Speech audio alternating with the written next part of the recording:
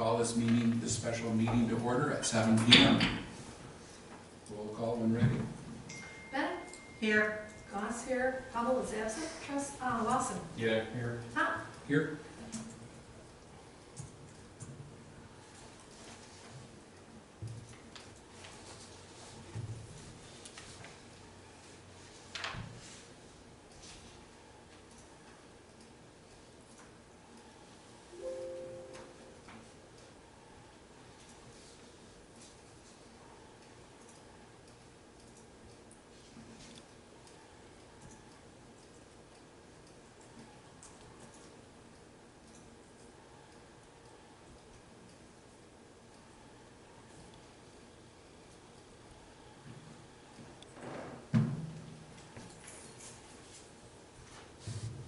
Any changes or adjustments to the meeting agenda? Kind of difficult to do without Paul here. Any conflict of interest this evening? Hearing none, we'll move right into the first public comment. Anyone wishing to make a public comment, please step up to the podium, state your name and address for the record. Welcome. Thank you.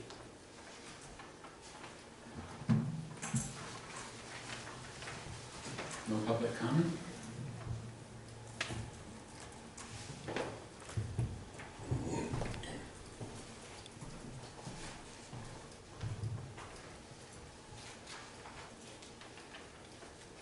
So we will move right into the agenda item 1 as listed, Miami Beach Sewer System, legal opinion, and July 31st, 2019 documents for review and or approval.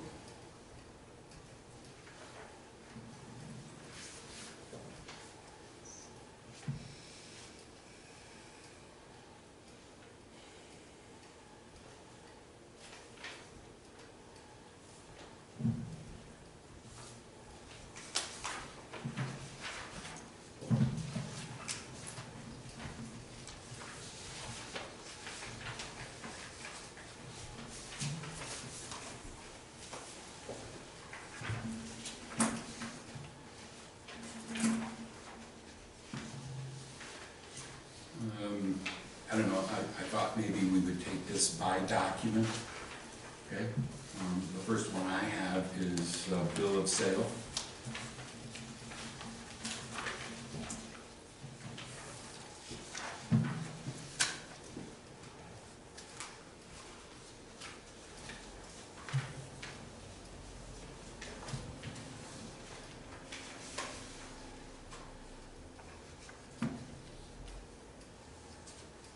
Sounds good to me. So the only observation I have is on page 4, Exhibit A.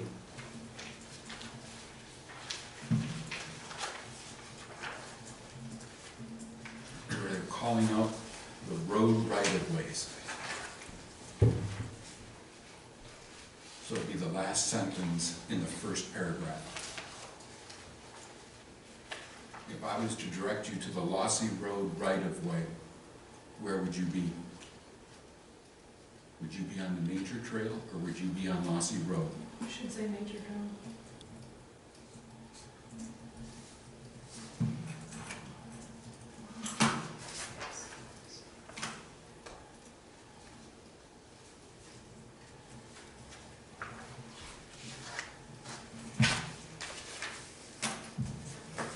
Did you find the spot, Lloyd? No, I didn't. Okay, so it's on page 4, Or okay? right Very, there. Okay, I was very looking at top paragraph. parcels. Yeah. Now this appears actually in 2 places within this packet. The next one is on page 11, which I think is in the transfer agreement. And so I'm recommending that we just make the same changes, whatever we agreed on, and I think Lossy Road Nature Trail is the accurate name for that piece of land. I agree. And it's really not a right-of-way. Is it, it's not anymore? Okay. No. So, I guess I'm making a recommendation that change it to like the westerly 1,600 feet or whatever it's called out as, of the Whitewater Township Park, AKA Lossy Road Nature Trail. Because the other ones are actually talking about actual roads under the county road jurisdiction. So there is a true road right-of-way, and there's a right-of-way for utilities as well. We don't have anything such set aside. I don't have a problem with that. I don't either. Good catch. Or me. And I would recommend that we make the same change on page 11, packet page 11.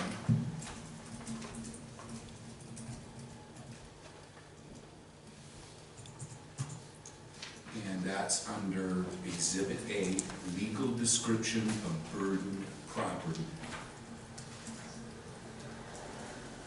Second paragraph, about 4 or 5 words in. Actually, Lossy Road right away, make that the nature trail. Yeah, and see, that's where they call out the 1,161.93 foot, yeah. Distance. And I have a question on that, but that's dealt in a different document. So those are the 2 places that I found that to take place in this packet. I'm good with that. Me too.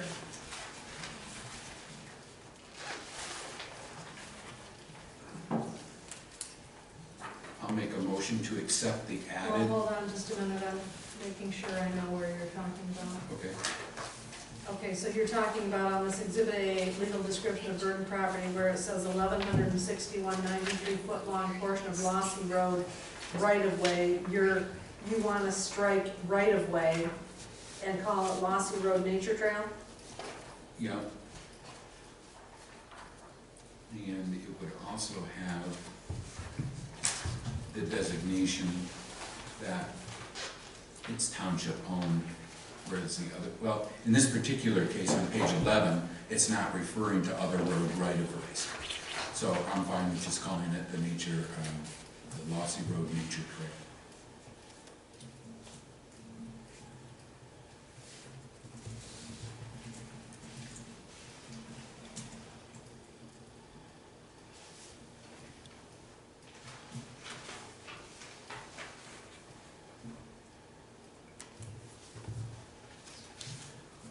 Ready for a motion?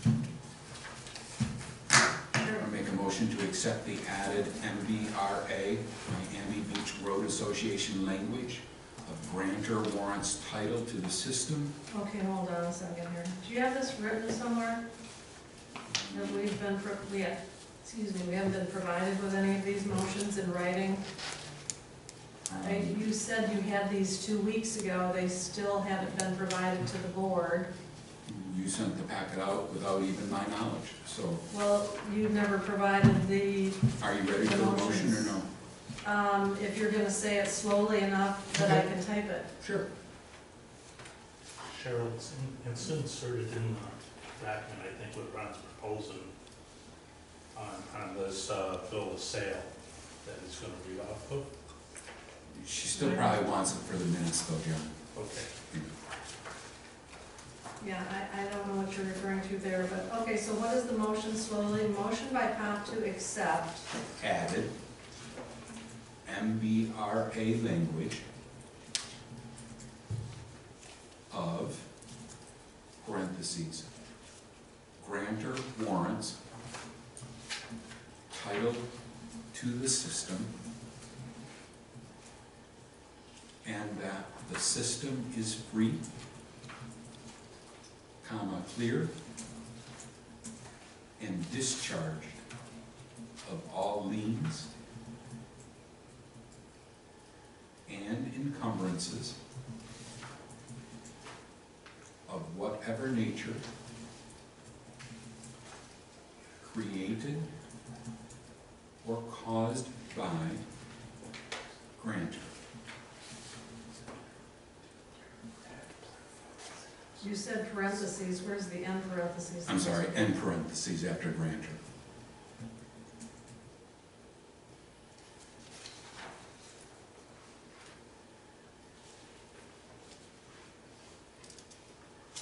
I mean, are we gonna have a motion on every single one of these? Or are we? That's how our information was broken out. And that's, No, she's talking about every single change.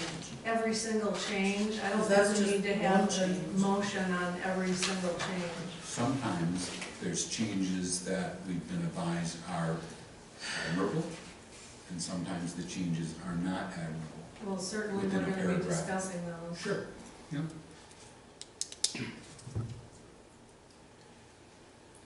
I mean, on my document, my bill of sale document, I am going through the legal opinion with the document. I have that the attorney is okay with that language, the attorney is okay with the red line in the next paragraph, except for warranty of title expressly provided above. Well, there's a motion made for the bill of sale, as amended. I'll second it. Now we can have further discussion on the bill of sale. Can we ask NBRA if there's any questions that they have on the language? Yeah. I'll find that. Tom, Thomas Holtzman, 9693 Miami Beach Road. can you repeat that? So I understand Ron's verbatim on the grantor warrants title of the system in that sentence. Are you then going to vote on changing the words in number 5 from grinder to effluent, and then eliminating number 7, the one bypass pumping structure? That's how I see it happening. That way we're clear and very specific on what is being accepted and not accepted. Should be relatively quick.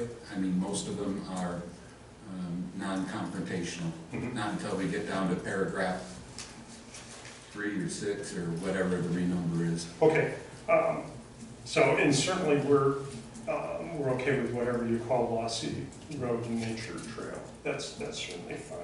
So I'm checking off at this point that you vote on the grantor warrants sentence.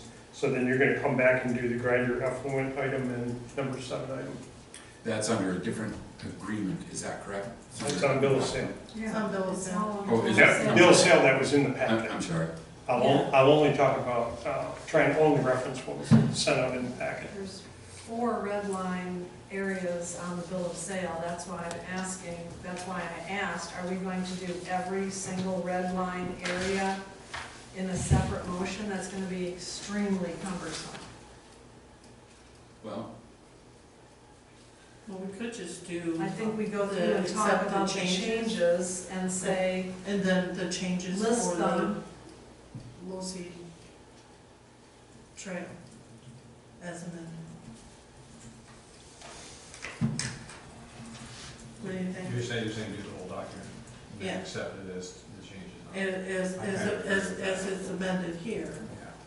'Cause Okay. we're all okay with it, except we don't need to have in about the Lossy Trail change. so how about if I amend my motion to accept added MVRNA language as provided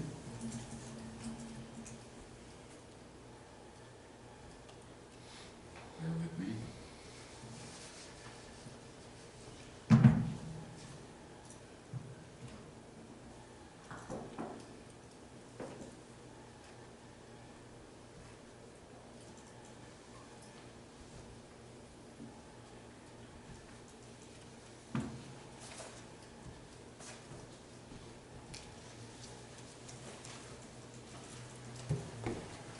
In document 2019.06.05, bill of sale, compare, BJP 7.11 to JW, clean version 2.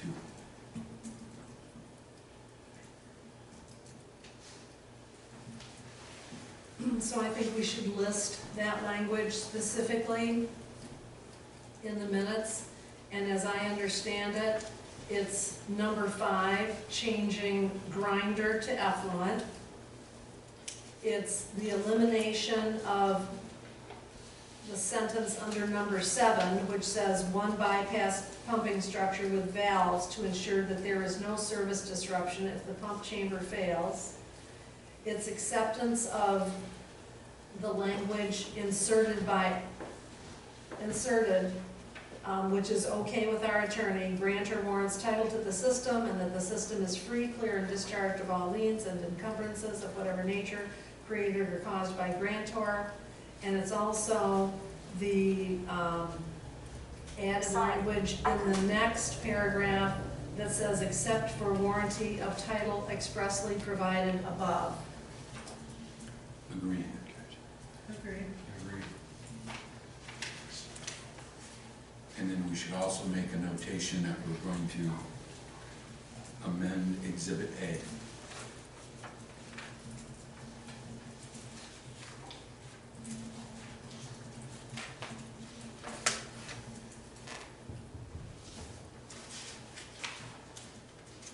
And the amendment to Exhibit A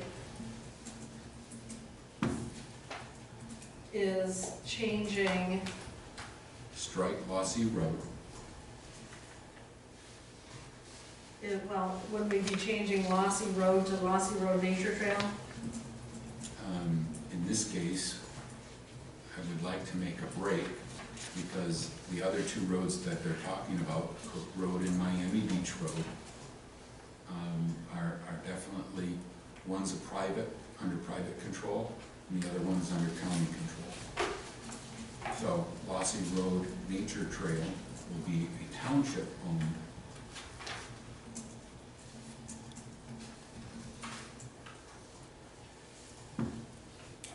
Don't we all know that Lossy Road Nature Trail is township owned?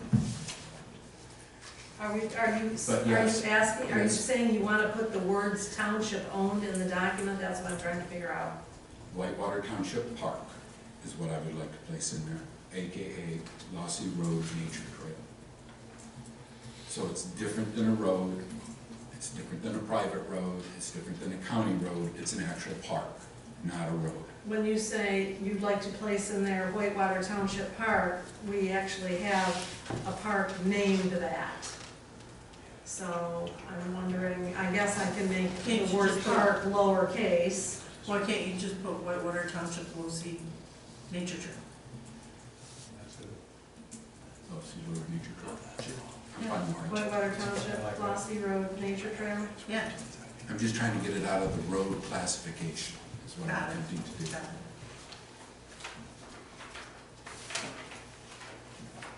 Okay, so that's the change to Exhibit A in the first paragraph.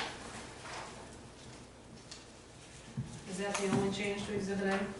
You said we're gonna amend Exhibit A. That's the only thing I found.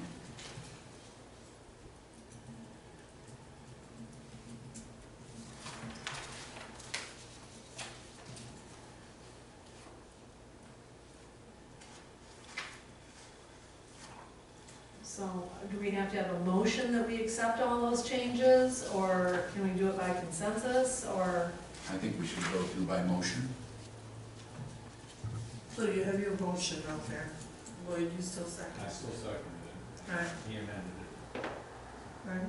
But the motion doesn't list all of those things that I listed out.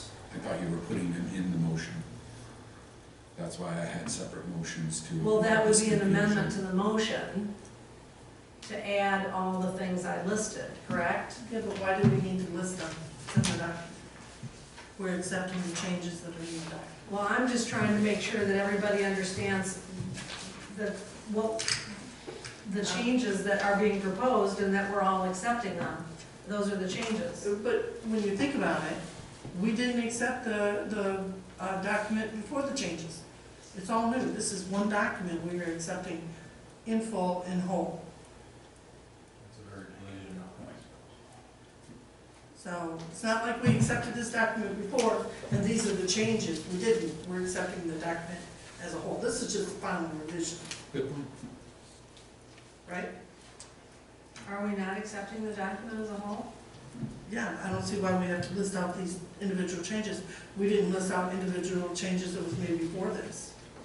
So I don't think we need to list them out I now. agree with Dell on that. I think it would expedite things to accept the whole document. Well, I'm gonna put them in the minutes, because we've specifically discussed those, I'm going to put those in the minutes, That's fine. so.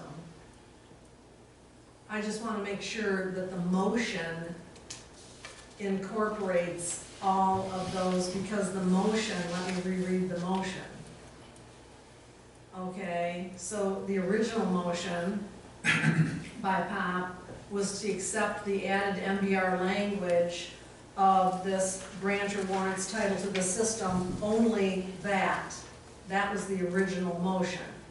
Right, but he, Okay, and then the amended motion was to accept the added MBR language as provided in document and the title of this document. Okay, so we're all calling all of that added MBRA language. That's the way you understand it. If that's the way you understand it, that's fine. Okay. If I redid my motion, I just need it as presented, except for Exhibit A. I don't think you need to redo your motion. Wouldn't that clear up everything, and then Cheryl can include whatever discussion in the minutes she wants to add? It's fine. Joe, what's your thought? We need to do something. I'm good with it. You're good with it the way it is? Yeah. Okay. So, would you care to repeat the motion for us, please? Okay, you amended your motion to accept the added MBRA language as provided in document 2019.06.05, bill of sale, compare BJP 7.11 to JW Clean V2.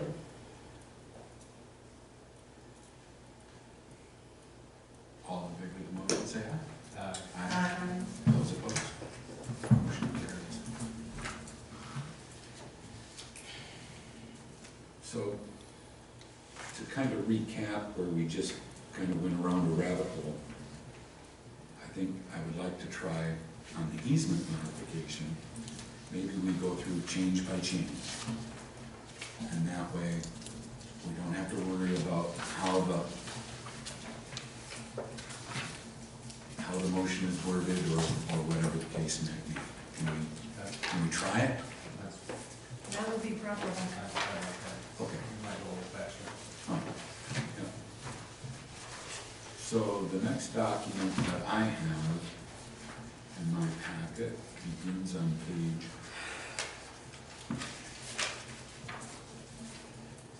I think, number 6. 6 is the easement agreement. I have a question about these and bring them forward. Me too. Cheryl and I asked Cheryl about it. Why do we have two of them in our board packet? And she explained it to me. You got it written? Yeah, there's two here. One begins on page 6. One is dated 6/11/19, and one is dated 7/31/19. One looks like this, one looks like this. Jacob referred to it in his opinion. Yeah. So my question is, could we just work off in one of them, please? Because I went through and I did the comparison and it was confusing. I'm trying to do it that way, and I can only imagine we're gonna spend an hour on this little document if we don't figure out which one we're gonna use. I don't care which one Well, I commented on the first one, and like Cheryl said, felt that the second one was Jacob's comments, but I can also see where Jacob's comments go into paragraph 3. Let's see if that's the same. I. No, paragraph 3 is in the transfer agreement.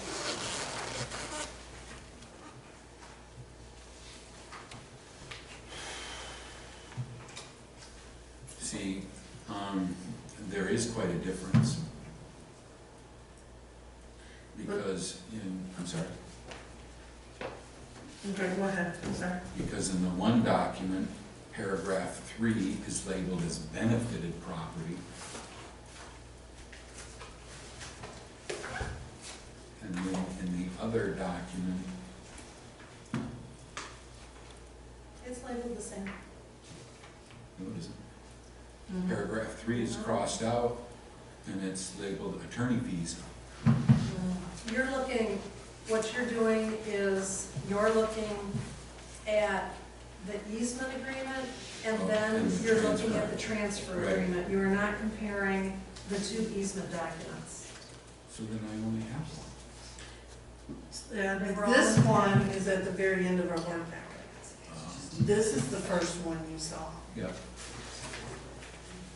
So- Cheryl, you explained it to me, can you explain it? Yes, okay, so the first one, and I'm working off a hard copy, because I wanted to make a lot of my I notes. did the so- same thing, I printed them out because, Right, so the easement agreement that is called 2019.06.11 easement Miami Beach, compare BJP 71519 to JW Clean, is the first one you come to.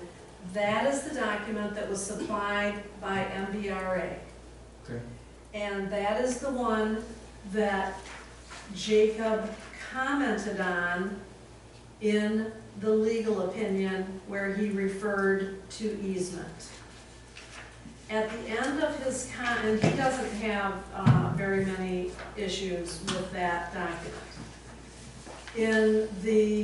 At the end of his comment in his legal opinion about the easement, he says, in addition to the documents shared by the association, I've attached a clean version of the association's changes to the easement with my suggested changes in red line titled 2019.07.31 easement Miami Beach red line, JNW red lines to BJP 71519 edits. So the very last document Is in the his. packet is that 731 clean version of the Miami Beach document with Jacob's red lines. They're really almost the same thing. Jacob chose to put his red lines on this clean copy, is what he did. so can we work from Jacob's clean copy then?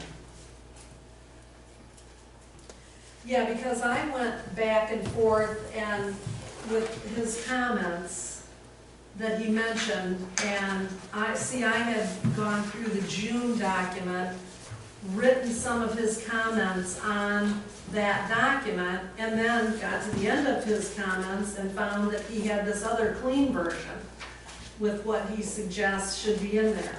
So I think it might be the easiest, I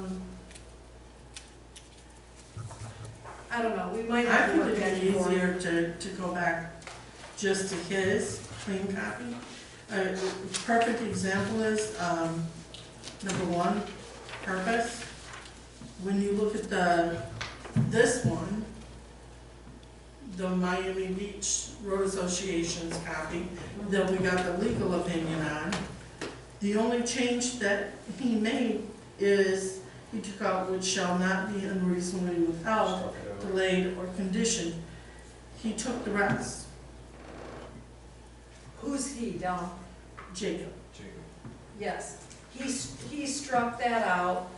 I have a motion. Well, might that be right? Motion to accept. This is motion to accept the easement modifications, striking the words which shall not be reasonably withheld, delayed, or conditioned from paragraph 1, purpose.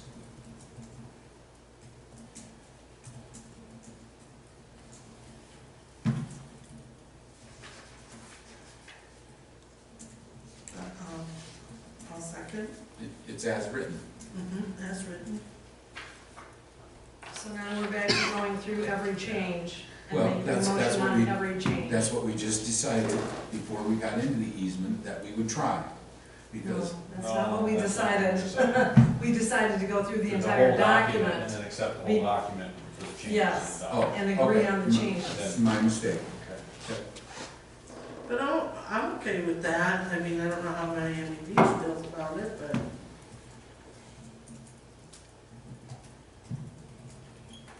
So, we're going to accept the changes. Paragraph 1 for purposes. Striking the words "which shall not be reasonably withheld, delayed, or conditioned." Is that right? Correct. The attorney has recommended not requiring that the township be reasonable in approving such a request. I know. That seems, no, I don't.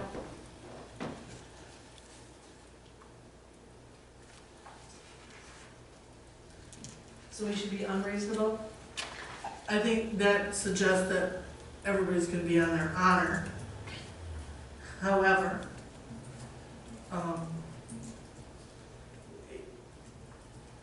I really don't see a problem having it in there.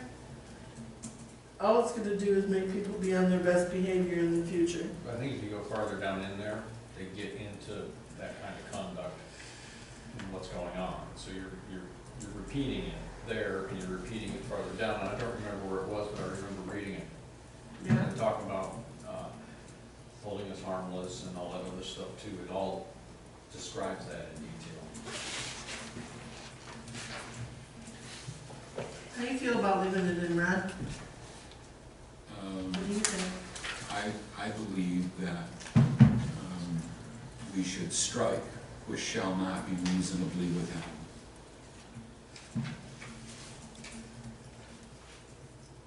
Unreasonably withheld. Right.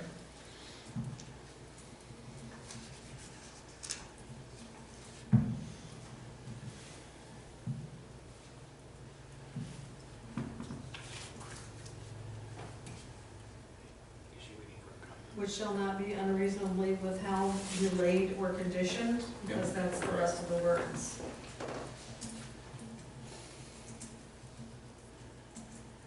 I guess my question I had wrote down was, why was that removed? Well, I can see where, in the future, let's say, and this is a gross misrepresentation of your use of the easement, okay? But let's, for example, say that we want to put 4 more pipes in. But yet, maybe we already have planned to run cable television through there, whatever the case might be. We're actually, later on, this is a concern of mine, we're giving them access and full right to excavate below, on, and above the entire 66-foot wide easement. That's not normal for a utility. Normally, they're 10-foot wide. Now, you can run your equipment on the land, and so you can pile your spoils and so on and so forth, but the actual easement for your infrastructure is in a 10-foot area. And generally, alongside of a road, that 10-foot incorporates any gas, any sewer, water, and electrical. So, I think that's why it was added. In case they wanted to expand, we wouldn't have to automatically approve the expansion. We could put some conditions on it, i.e. 10 foot from center line of the existing structure. But I gotta say, I don't see too many houses being built on there. What they've got is what they've got. They're never gonna be able to, there's no purpose for them to expand, is what I'm saying. Then, Unless the DNR and DEQ decide that wetlands don't matter anymore and they want to let them fill it in across the street. but later on in the document, MBRA was very adamant that they wanted to be able to expand. And so I think that triggered this cautionary item.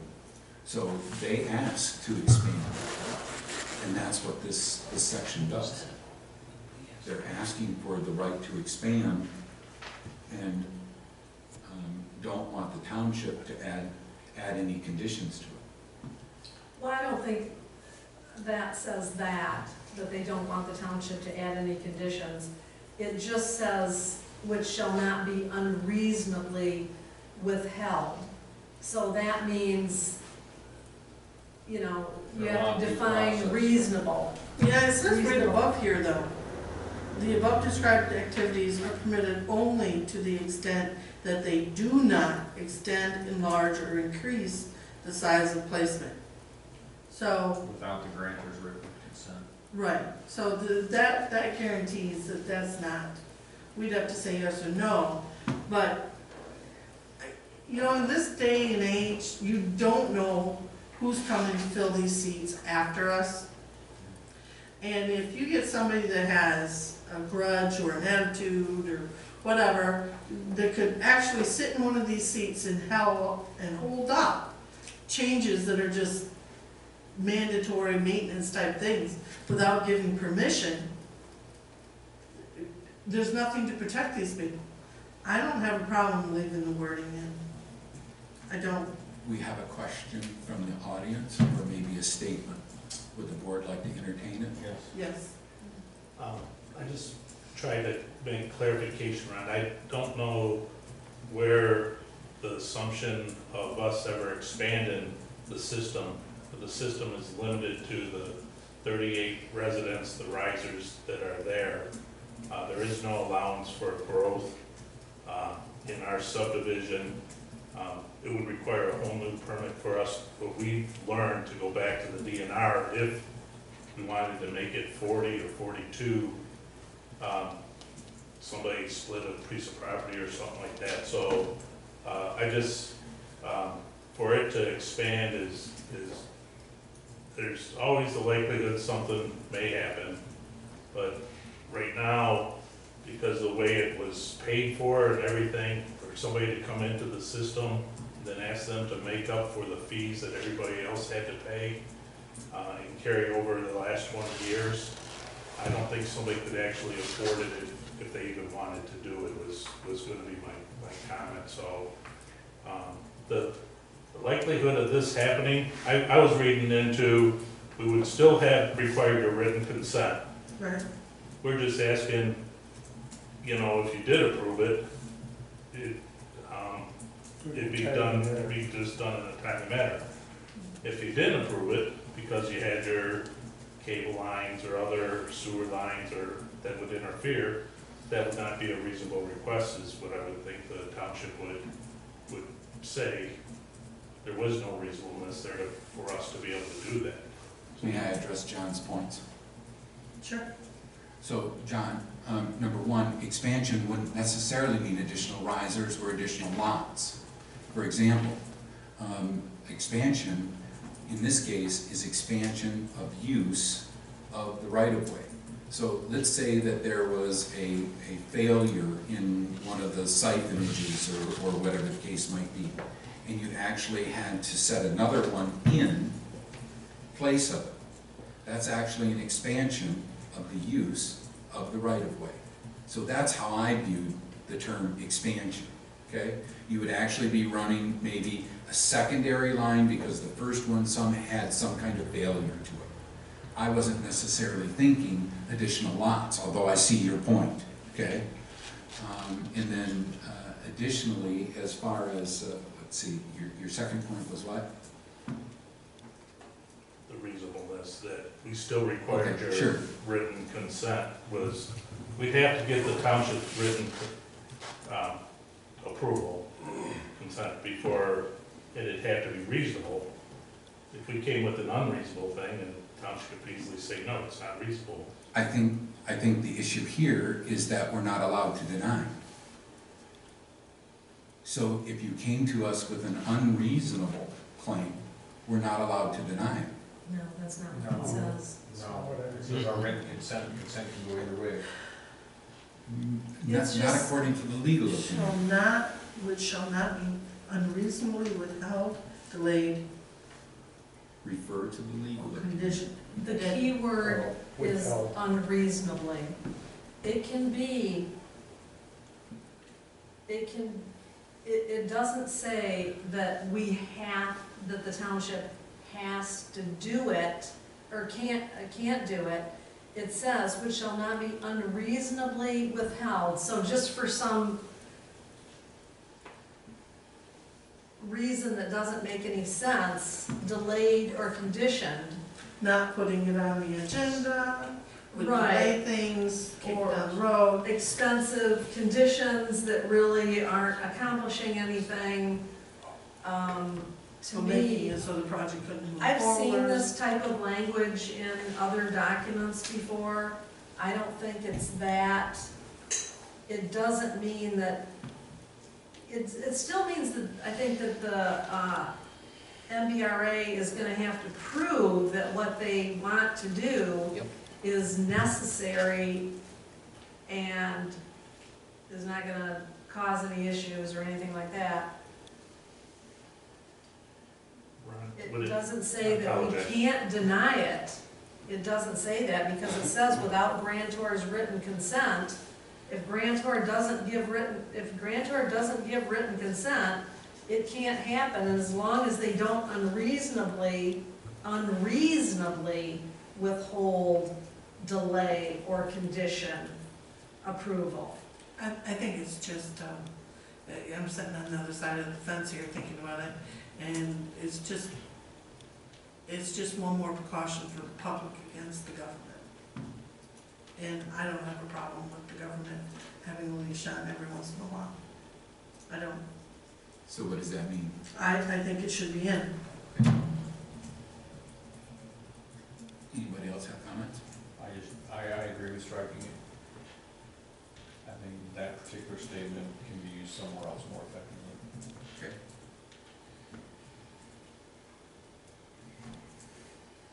I don't have a problem with leaving it in.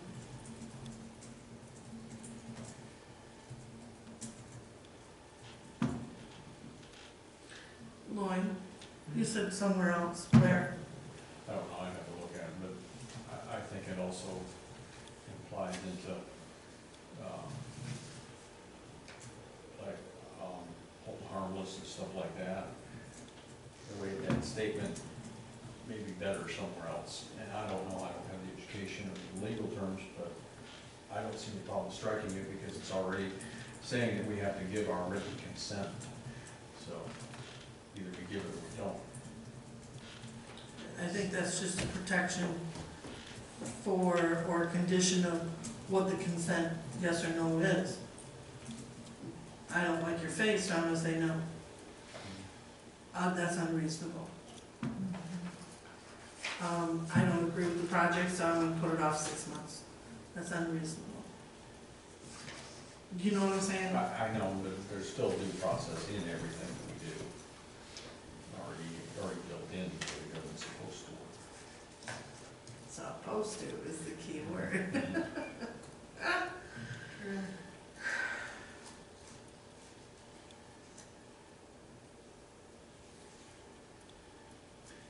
There was another question or comment from the audience. Would the board care to entertain?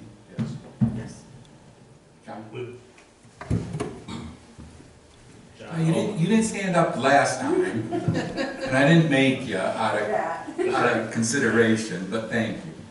I was gonna try to propose or suggest, the word withheld got struck. We could find that workable. If it was reasonably, from our standpoint, I think what's important from ours would be it not to be delayed or some type of unreasonable condition.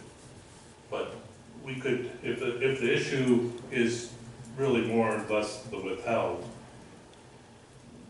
I was gonna say versus striking the whole thing, that we just strike withheld. From an MBR standpoint, we could find that workable if the board helps move this, from that standpoint. We acknowledge like the written consent, you know, if we had any type of major change, we would need a permit, like Ron's example of a pipe got clogged and we had to run another pipe just to go along. It would require permits and the township's involvement, you know, for the approval of that, any, you know, from that standpoint. But I just was, my thought was if we struck withheld, it might help move, you know, get, you know, that we're able to meet in the middle there. It was my suggestion, so. I don't have a problem leaving it. Yeah, probably. Leaving the word withheld in? Leaving the stricken language in. I mean, I've changed my mind on it because I was listening to what you had to say. And Lloyd, I understand what you have to say. I was trying to think of another place where it might apply.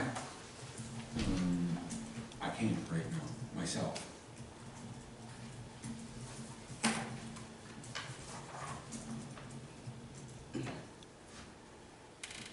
So,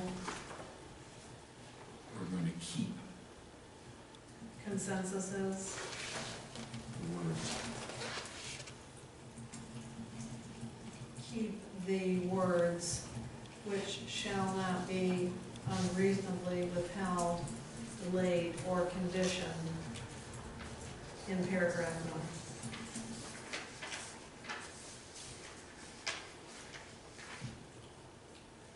I agree with that. I agree. Is that kind of consensus, Stella? Yes. Lloyd, I know that you're not of that opinion. Correct. Correct. Okay.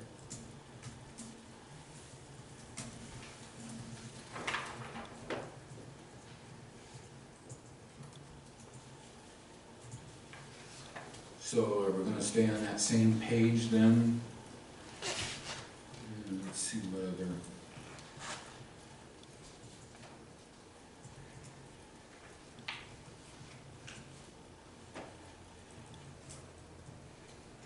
I guess I gotta go back and forth because I mean, I'm pretty close.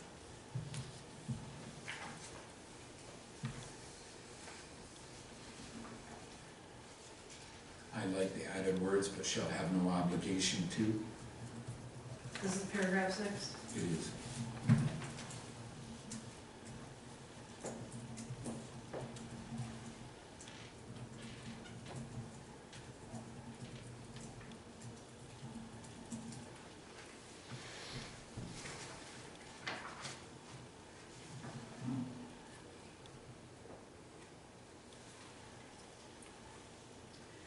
So the sentence reads, except for the pipe and work related to the pipe, grantor shall be responsible for, and then our attorney inserted parentheses, but shall have no obligation to, close parentheses, maintaining the easement area, including without limitation, mowing, tree trimming, maintenance, improvement, or repair of any driveway surface.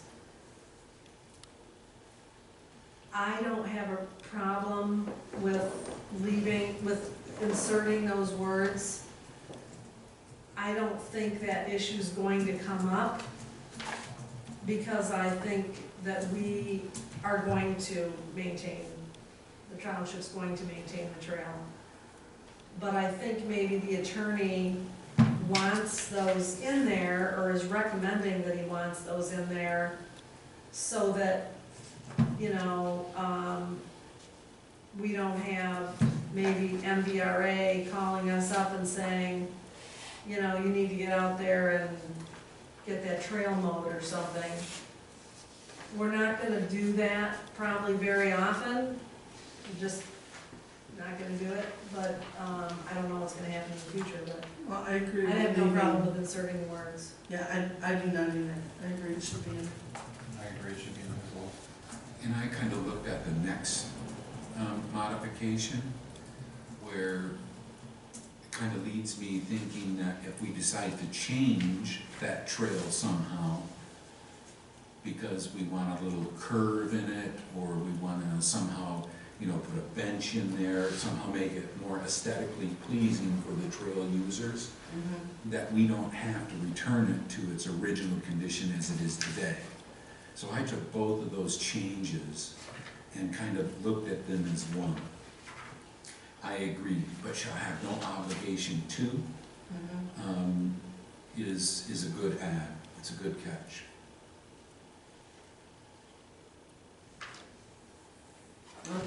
I'm okay with the next changes also. So the next change, had to do with,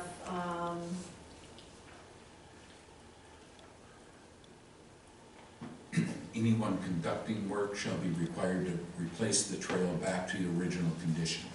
And that's where I looked at it, as if we somehow wanted to make the trail better, in our opinion, right? That we wouldn't have to go back to its original condition, which is just plain, straight, flat, so on and so forth. right, but the grantee will have that obligation. If they have to dig in it, then they will have to put it back to the way it was, which could incorporate one of our aesthetic changes, or it may look like it does today.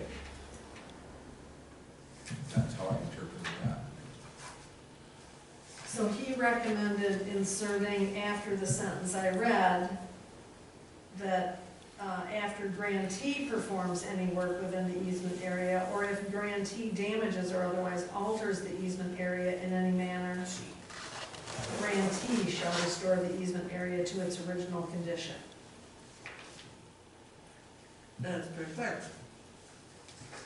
Right, so the township, by what our attorney recommended at least, the township doesn't have an obligation to do that, but the grantee does.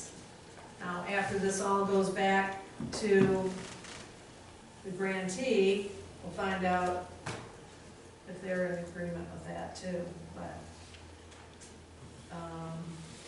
I mean, personally, I don't see why the township shouldn't have to do it too, but Are we all in Get this consensus that the added language yeah. for that paragraph? Okay, so the added language, But shall have no obligation to? no, we already agreed on all that. I had Okay. moved on to the next red area that I just read. The next sentence, after grantee performs any work within the easement area, or if grantee damages or otherwise alters the easement area in any manner, grantee shall restore the easement area to its original condition. That was the second part of his issue with paragraph 6. I agree with the added words, as well as the stricken words as presented.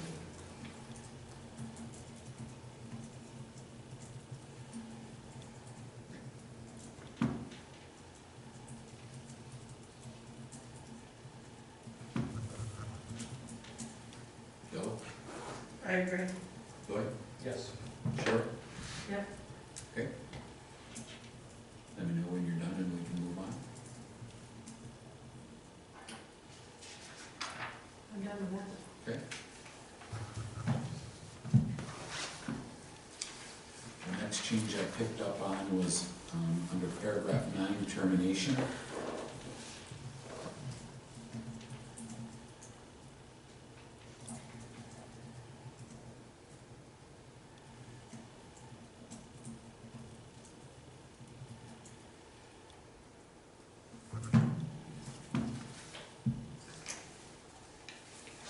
And I think what the attorney had the problem with was, he had the problem with, the MVRA attorney wanted to strike in paragraph 9 the words transferred to another entity. And our attorney didn't agree with that unless the transferee, whoever MBRA might transfer the system to, if they ever did. Our attorney did not agree with keeping that language in unless the transferee agrees to assume all of the association's duties and obligations regarding the system in a manner satisfactory to the township. So, I think he does have a point that if it were to get transferred, it likely won't, but if it ever were, he had some additional language that he put under paragraph 9, which is everything in red on the 731 document. Well, all he's really doing is expanding on what they have in theirs for the transfer, just making it clear. So, That whoever they transfer it has to abide by this agreement. right, they have to sign an agreement, they're gonna abide by this agreement. Seems reasonable to me. Yeah. So I'm for the added language. I agree. I agree. Sure. Yep. That's board consensus.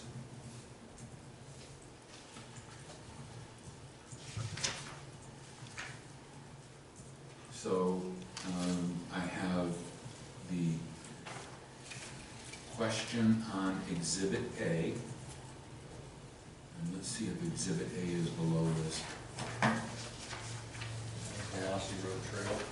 Right, but then I also have another question. And we may have to flip back to the map. What? We may have to flip back to the map. No, we got a map here. Okay, so I want to draw your attention to electronic page 31. Oh, what a parcel is called now? Exhibit A, which is on page 29.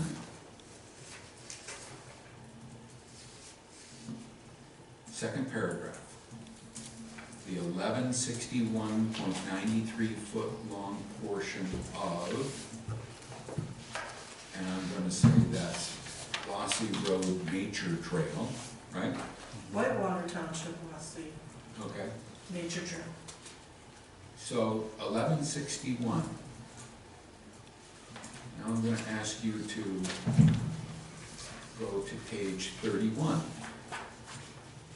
which actually shows the map and a highlighted color of where 1161 takes you.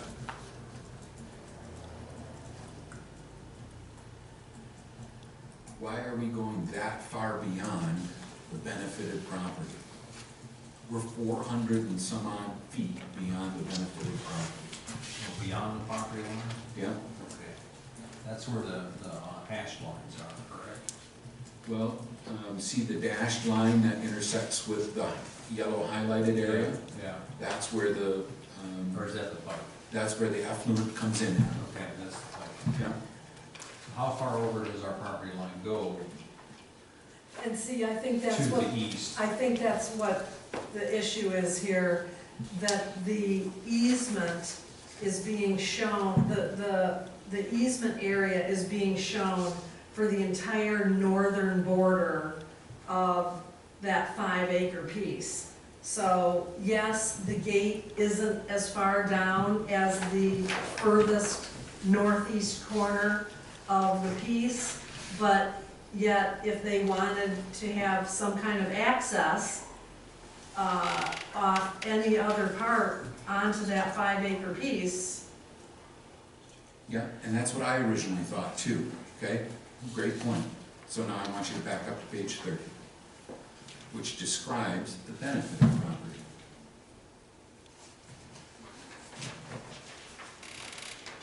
They start at the same quarter line, corner mark, right?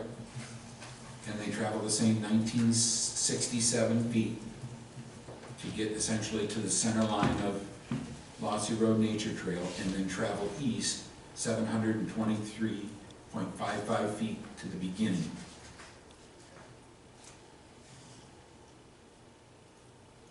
It goes south 222 feet, and east, 225 feet. So, understanding Cheryl's explanation, this piece of property is 225 feet, basically wide, and 584 feet north and south. So again, I'm gonna repeat my question, is that we're going some 200 feet beyond the parcel of land. And I wondered who come up with the 1167? Was that somehow a surveyor mark? Does anyone in the audience know? I mean, I'm all for giving them the easement that they need, but no more, right? Right. And so I want you to have full access to the benefited property, but I'm just calling into question the 1167 dimension. It was originally trying to use a combination of documents from the legal description of when it was originally bought, and then working with what records were that we had available to try to come up with that description. So is this a description that you generated, John? I myself had not, but MBRA had done that. Okay. Okay, because I can't speak to the formula exactly. Sure. I can tell you our intent was to try to have the easement go all the way to the front of the north section of the property. The east corner of the north property line. Correct. Is that right? Yeah, I agree. The intent was not to stop the easement at the driveway, because whoever may, for some reason, the township may want to change or something may change, and we would like to have that. And we wouldn't like to be landlocked for 2/3 of, to the east maybe. Not that it would ever be divided or anything, but we were, our intent was to have the easement go to the east property line. I see it important in case they have to reconstruct the header or whatever the case might be, and I totally agree. And that was our intent, and, Oh, I'm sorry. well, So, Ron, could I, could I get your question restated? Sure. So I'm on page 29 of the Okay. packet. Yep. The 1,161.93. Yeah. Foot long portion. Okay, so to get to point of beginning, we go 723.55 feet down Lossy. Yeah. And then our north boundary is 438.36. So that should be 1161.91. So where are you coming up with the 438.38 Off the survey. from? I'm looking at the tax description on the Grand Traverse County Tax Parcel Viewer, and I haven't been all the way through it, but it looks like it's following the exact numbers. The 1161.93. I don't see the 1161.93. I'm looking at legal description of benefited property and comparing that to what's on the Grand Traverse County website. And I'm seeing, part of the southeast one quarter, section 27, town 28 north, range 9 west, fencing at the south quarter corner of section 27, which it actually doesn't say that. It doesn't say of section 27. North, along the north-south quarter line, 1967.56. The south, 88 degrees, 50 feet, 0 inches, 723 feet to the point of beginning. Now, some other things have been added. Point of beginning of a 5.151 acre parcel. I thought our attorney is actually the ones who drew that up. I think they did, yeah, 5.1. Now, one thing I do see, it says then south 22.57 feet, but that doesn't make any sense, Oh. 22 feet. 200. Okay, But what I'm telling you is on here, it's 22.57, Oh, on here, on the Grand Traverse County.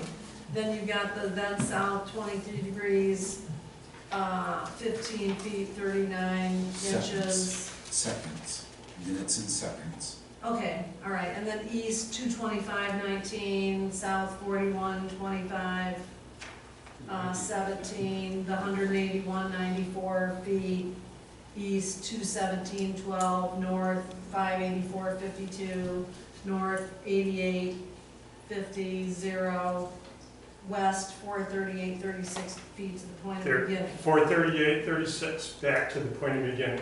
So 438.36 plus 723.55. Oh, that's where they came up with the 11? Yeah, I see your point, Yeah. yeah.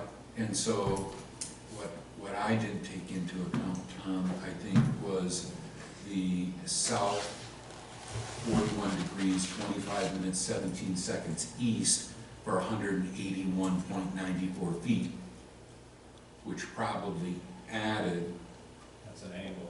that's an angle, yeah.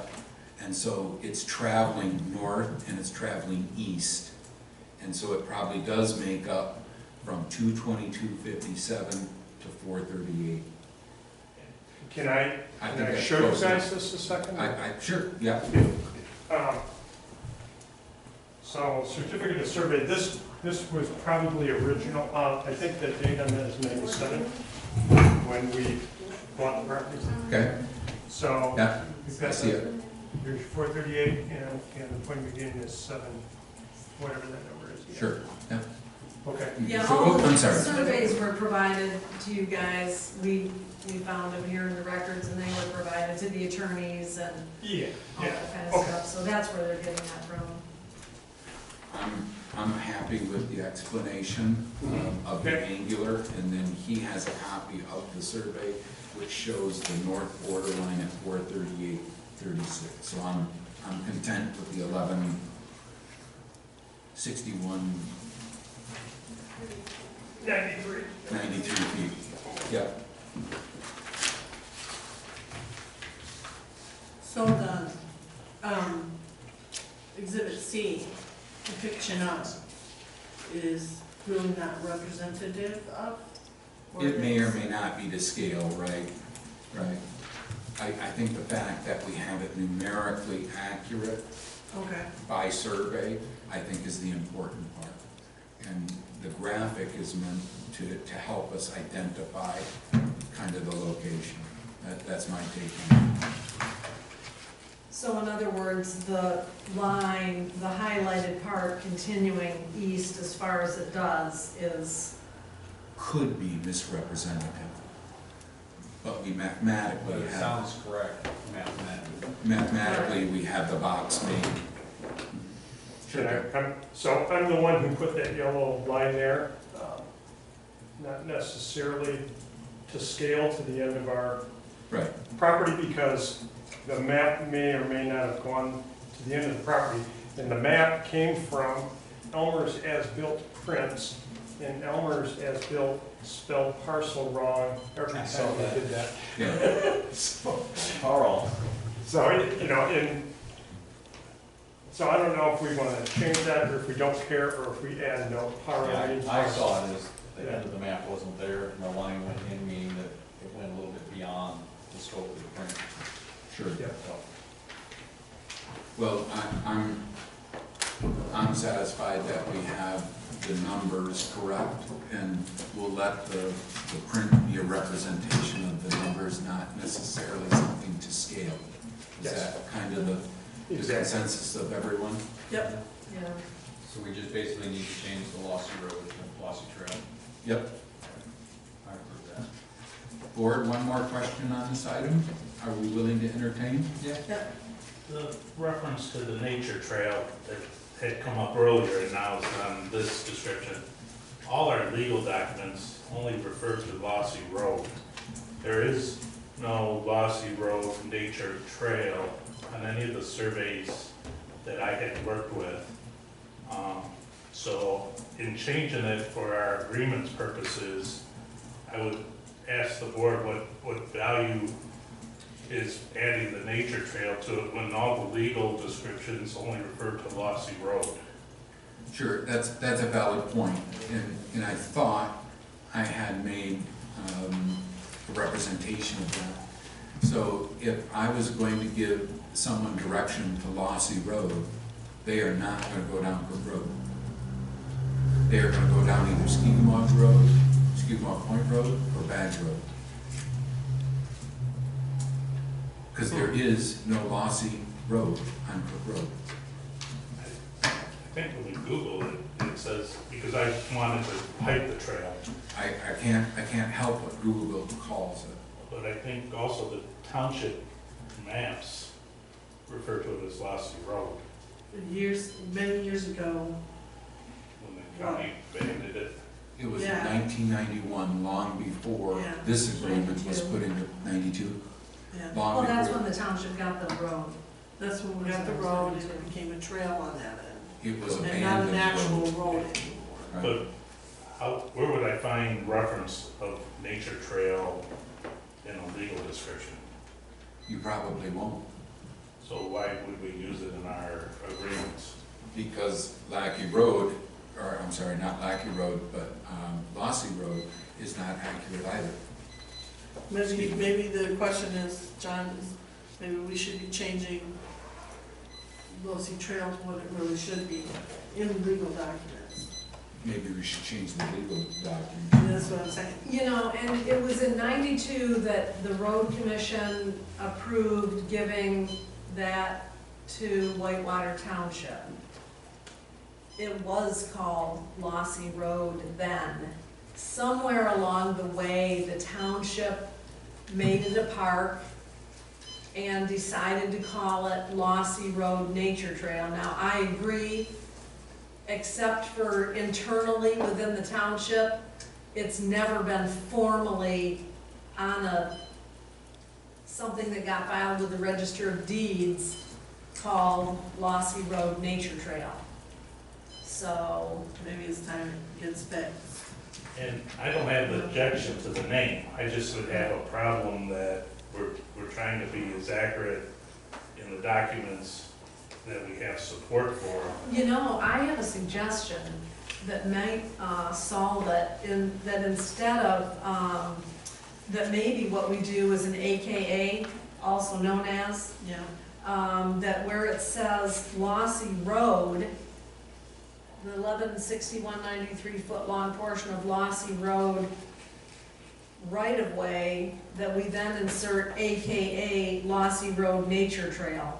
I think that's what we need to do. Totally agree. That's a good Then they're suggestion. both in there, and then the transition can happen over time.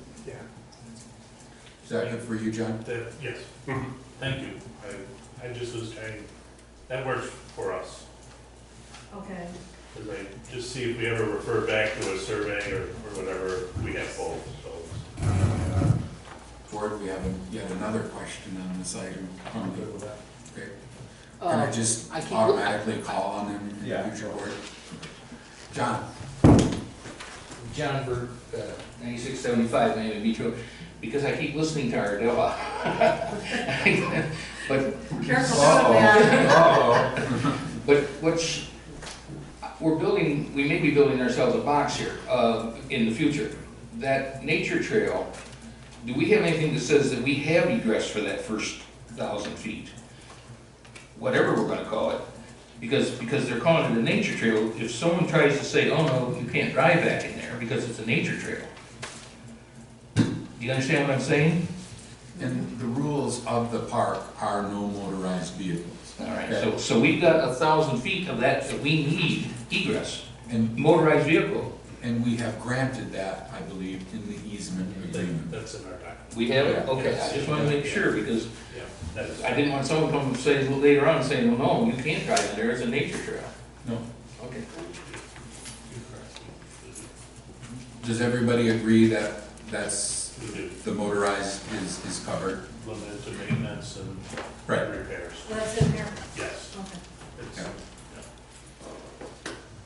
And it's talking, I think it's in the granted part is.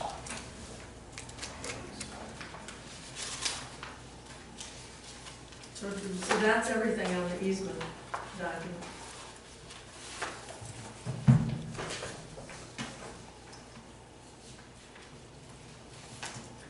Well, I had brought up the potential issue that we're giving Miami Beach Road Association the entire 66-foot wide easement to play in, both underground and above ground, and above. So that's area, right? Is there any concern that an additional pipe, a replacement pipe, who knows what expansions might take place or what repairs might take place? And is anyone concerned that we're giving the entire 66-foot line, not just a normal 10-foot utility?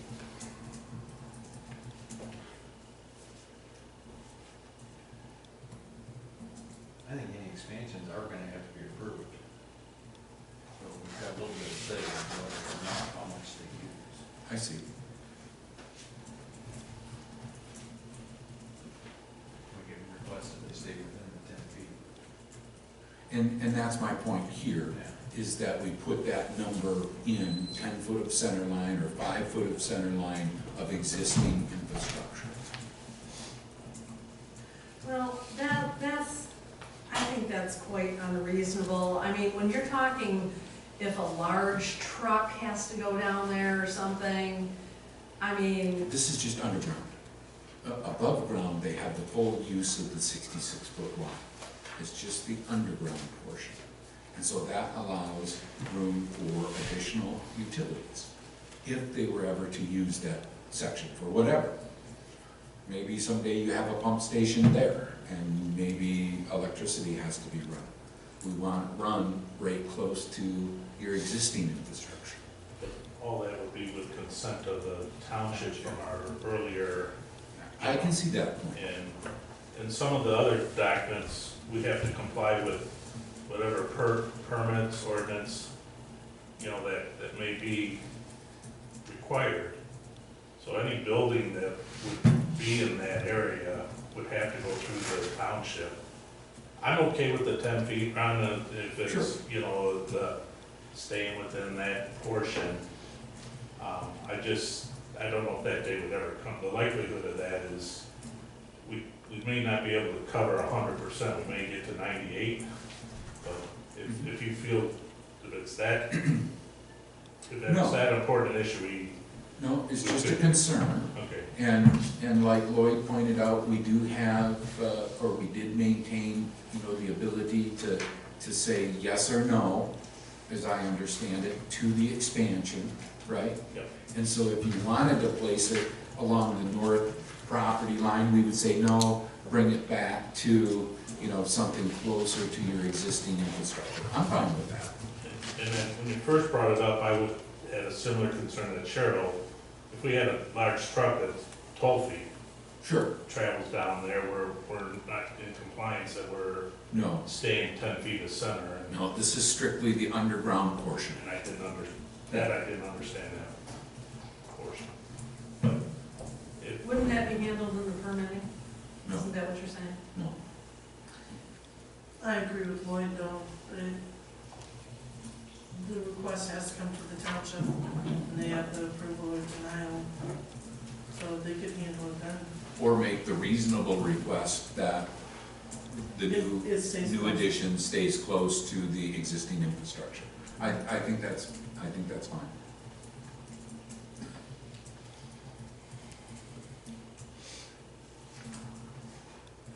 So, I think that's the end of the easement.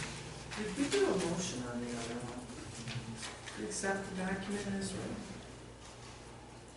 I believe we did. Or weren't we going to do the entire document and then That's what we accept just it? did. We just did, we just finished it. So we're going to make a motion on the easement. I'm gonna make a motion that the changes discussed on the easement document be adopted. I'll Second it. Already- Go ahead, Who Lloyd. did that No. first? Go ahead. They were Go ahead, I fast. can have it. Motion made and seconded. Is there further discussion? All in favor of the motion, say aye. Aye. Those opposed? Motion carries. Transfer agreement. So I would like to get something right straight out on this controversial topic, okay? From previous meetings, some will have you think we did not charge other subdivision legal advice and fees incurred when they approached the township, asking the township to accept or deny liability for a new community sewer system. This is a true statement. Trustee Hubble recommended, and board consensus was to get legal opinion on Elkwood Shores' request that township accept responsibility for a new community sewer system they were planning on private property. No township assets were to be transferred, and comparing Elkwood Shores' questions to the MBRA questions is comparing apples to oranges. MBRA has not been asked to share in any liability question costs, only those directly related to the sensitivities of crafting multiple documents, transferring township assets, and providing easements under, on, and over township park property. Contrary to what some have stated, it is not a simple process. I remind you of Chris Patterson's 3/11/2019 email classifies the transfer of real and personal property as complex, and that in 40 years of practice, the partners of the firm could not recall crafting a full-on transfer from public to private entity. These decisions we make tonight will affect the township forever and are anything but simple. So, I know that you feel that maybe we were treating or asking you to be treated unfairly compared to Elkwood Shores. And I'm speaking to the MBRA audience, okay? But really, in reality here, our questions revolve around how are we transferring township assets to you, and the ramifications of providing easements on public parkland, something we've never done before. Agreed. John, you have questions? I agree that what we're doing here is, to many, a first in the region, to the firm that the township uses. In talking with DEQ, when we first approached it, it is possible and it has been done. Your point on issue on Elkwood Shores, I would agree that it's a privately owned, very similar system to ours. One portion that was left out in your summary, Elk Shores came to the township and needed the township to waive ownership for them to be able to get their permit from the DEQ. And the part of the cost with the attorneys was investigating whether the township could waive that liability, because there was so much concern. The township can never waive a liability for septic systems within a lake. The DEQ will hold the township always responsible for anything that fails. Ultimate will pay for it if our system failed, just like a private homeowner would pay for theirs. But if it's abandoned, the township does incur that in some of the cases that have come up on Lake Huron, I believe, been quoted. But the overall summary you had, I would be in agreement, except however you left out the portion about the Elk Shores approach to township to have ownership of the system had to be waived for them to be able to get their permit.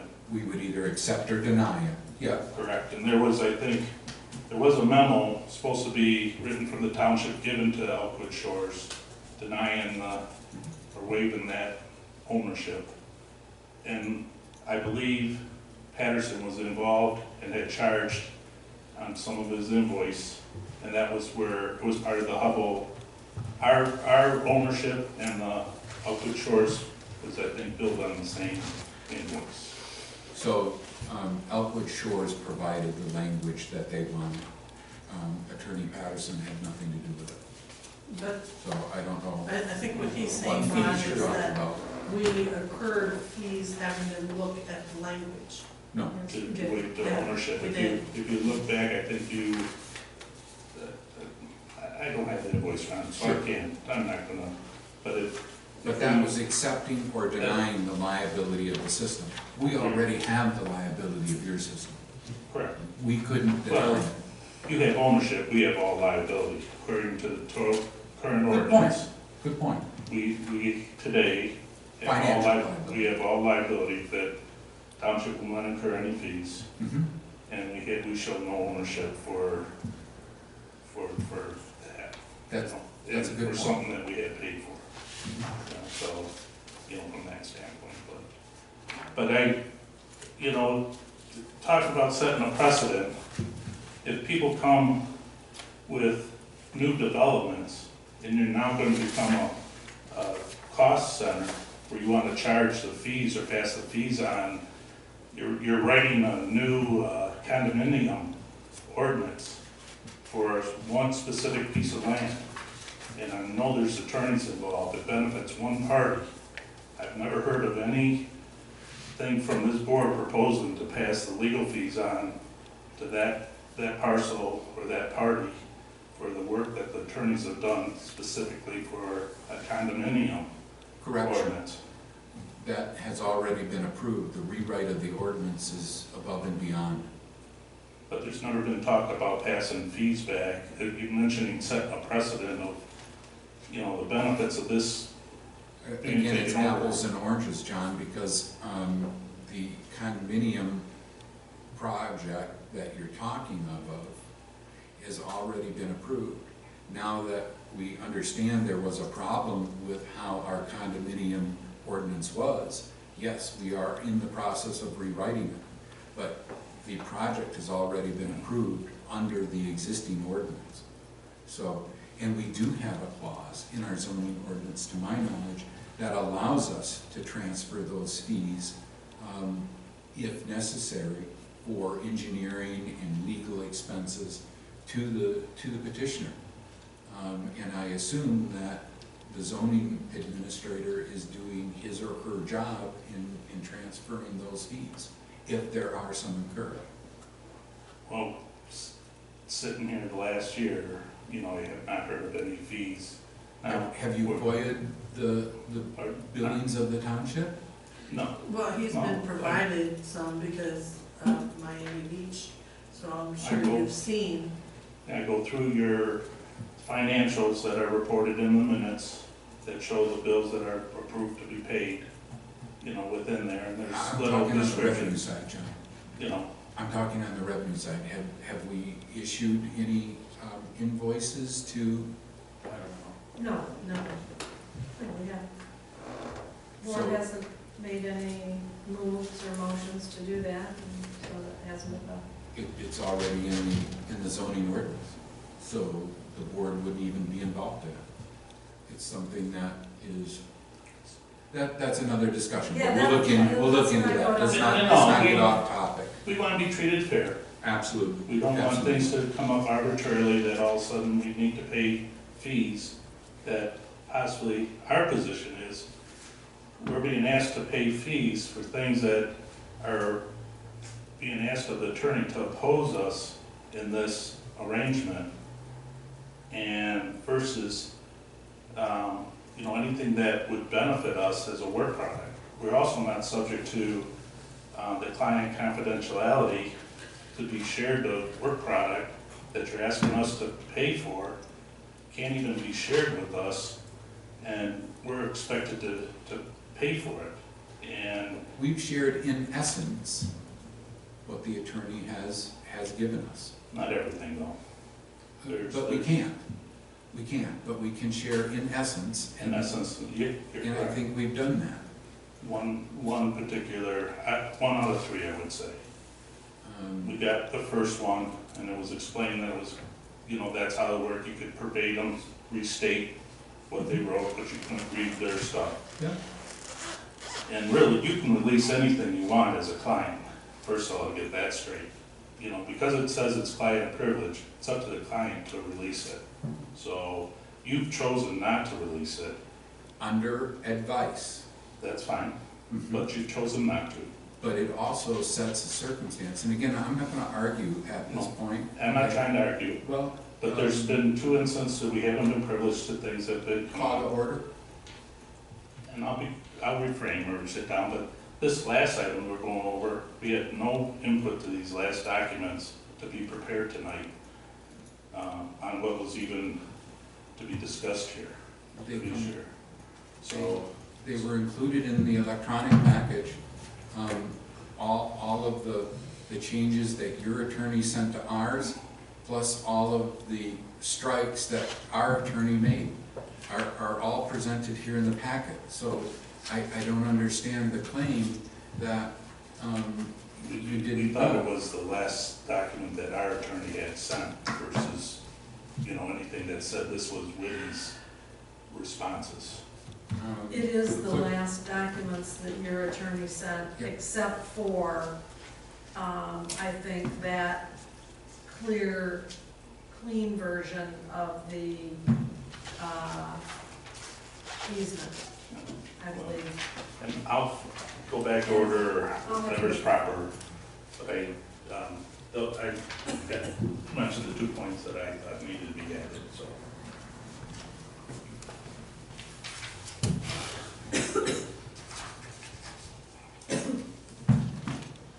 So, as I see this, we actually have to go back up in the packet. Does everyone agree? Say again? And has somebody located that page where this starts? 15, where the Transfer attorney's fees, agreement. 14? on the transfer agreement. Okay, well, I guess, just so everybody understands, on the transfer agreement, which I don't know what the first page of that is in the electronic packet, because I'm working from a hard copy. Jacob's first issue 14. with the transfer agreement is paragraph 3, attorney's fees. And that, John, all of the paragraph having to do with attorney fees has been stricken. And he says that unless the township doesn't want to receive any reimbursement of its expenses, he would not accept this change. So the question is, what are we going to do about that paragraph 3 and then 1 and 2 under that? And I would just say that I am not in favor of the township charging Miami Beach for the township's attorney fees. There has been a lot of back and forth on this stuff. There's, I think, been some unnecessary things that have been done with the attorney's office. I don't want to see anyone who has business with the township get charged for that type of stuff, including MBRA. And I think that I'm just not in favor of the township recouping its legal fees. We haven't done it on other things. I don't care if they're like this or not. It doesn't matter. We have not generally passed on legal costs that we've had on things to other parties. Elkwood Shores, I remember that being over $2,000, that we got charged on that, I believe. I could look it up very quickly. They didn't get a bill for that. The township taxpayers paid for that. And I think that we have a duty to handle the legal issues that come in front of the board. And we're gonna consult our attorney, on various things. Right from the get-go, I did not want MBRA's attorney drawing up these documents. I argued for Chris Patterson drawing up these documents back in December. We were supposed to get the transfer agreement from Chris Patterson, because and MBRA even admitted they were gonna have trouble coming up with this indemnification language. Of course they are, because that's something that the township has to require. And of course, the township attorney is the one who should craft that language. And really, we could have had these documents, I think, done in a much more expeditious manner if we had had our attorney draft all of them from the beginning, and then have our attorney provide them to MBRA's attorney, and they work back and forth, and when they get to the point that they don't agree on some things, then they come here. There just was a lot of chaos, actually. Well, actually, this is the first time this township, this board, has ever done anything like this. So, you Yeah. know, it's new. It is new.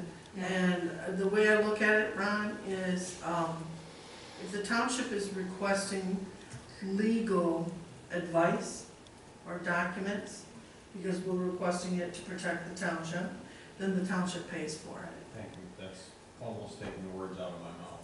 And I can see I also feel like what we did with the other sewer system, what shores was it? Elkwood Shores, is not the same, but it is a similar situation where we had to get legal advice from our attorney on whether we should sign the agreement to be held harmless or not. What would be the benefits of it? This is very similar. Different, apples and oranges, like you would say, but still in the same realm of fruit family, let's put it that way. So your contention is that our legal expenses are protecting the taxpayer? Yes. Is that right? It's also our side of the deal. We're protecting our assets and our part of the agreement by using our attorneys to go over our needs, and we should pay for that. Sounds I don't reasonable think to it needs me. to be passed on to them. So earlier, the board had voted to split certain costs. I know. So are we vacating that earlier, consciously vacating that earlier? I've had a change of heart, Okay, so I believe, yeah, we need to vacate that. okay, I agree. Yes. I'm in concurrence. So the outcome of that is paragraph 3 is stricken from the document? Yes. Yes.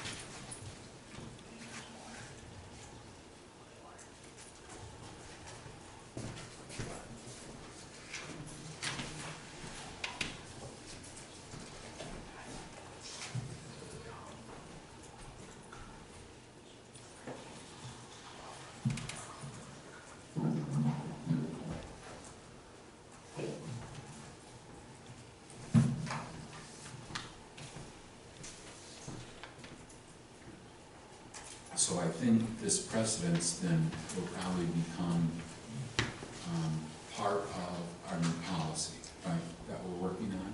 Is that, it's a little off track here, but while I'm working on this policy, is that kind of the consensus? Okay. And so What's the new policy about? township asset sales, you know, Okay. disposition of Okay. assets is covered in our financial policies, but not specifically complex transactions, for example, real property. And we have the potential for this transaction, one on the corner of Benton Road, which we've been asked to make up a policy for, right? And then there's interest in the old fire station property on the corner of Elk Lake and Grant. So it's probably good that we get these decisions out of the way and we have a policy that gives us and future boards some direction. Okay? Doesn't mean they'll agree with us, but it is what it is.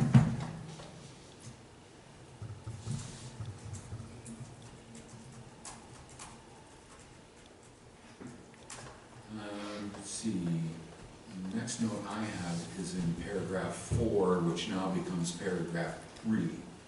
Is that confusing everyone? Or are we able to stay up? It's paragraph 4 in this document, so that's what we should refer to it as. Okay, all right.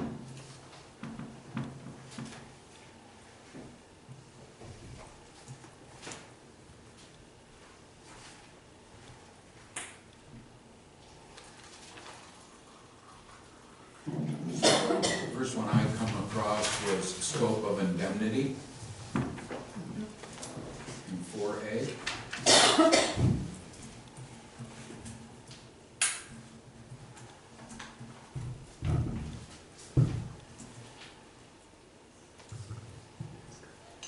And Whitty's advice was to, You can't say that, because that's releasing a client privilege. okay, well then Creating I will preference. say that I have no objection to Whitty's changes to, and MBRA has them because they have them in the packet. I have no objection to Whitty's changes to 4A, where he added the words "or indirectly" and retained the word "sole." Remove the word "sole"? No, retaining it. Retain the word. It was Is it- suggested it be stricken, he said, he thinks it Struck should be that. retained. Which means retain. and I agree with that. So I- Isn't he asking us to retain sole negligent, both words? Yeah, negligent was left in, "sole" was taken out. Negligence I isn't get it. struck. Okay. And I agree as well. So the word sole will be replaced? No, the word "sole" will be left in the document. Yes. And the words "or direct" or "indirectly" will be added after "directly." I think his reasoning is sound.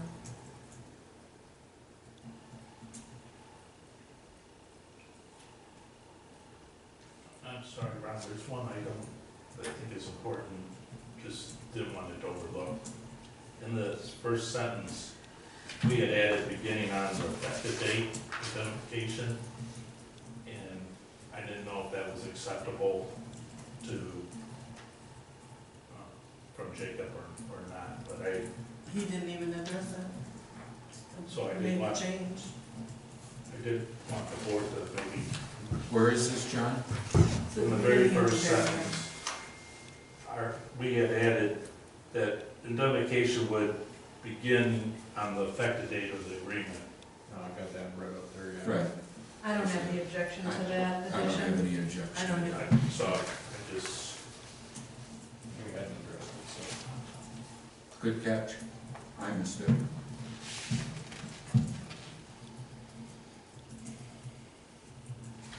Here I thought it was perfect.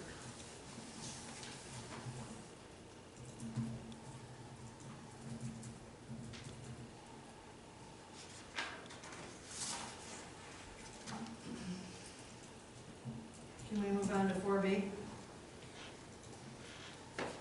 Reasoning, yes. That is the next one. I'm okay with adding reasonably. Yeah, the MBRA attorney had added the word "reasonably" about 1, 2, 3, 4, 5, 6. The seventh line down, must be reasonably acceptable to the township.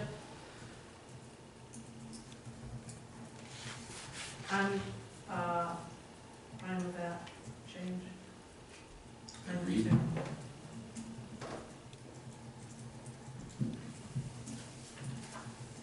I'm in agreement with, except to the extent that the damage or injury is caused by intentional conduct, misconduct, or gross negligence of the township.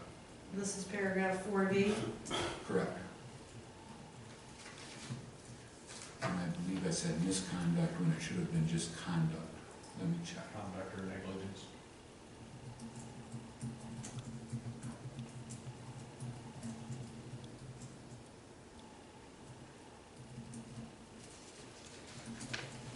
I'm good with that change.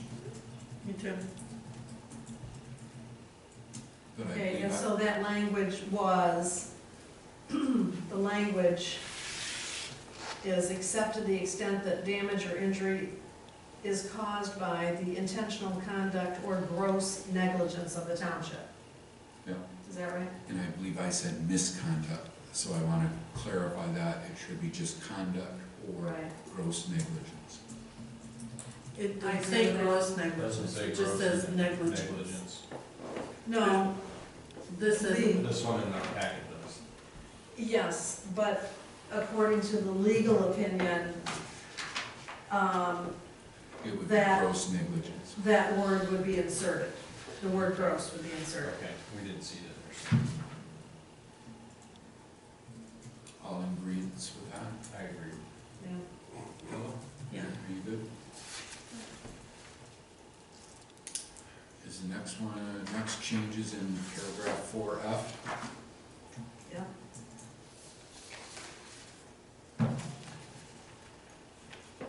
The change being proposed is in the fourth line, that the words termination of this agreement or be stricken.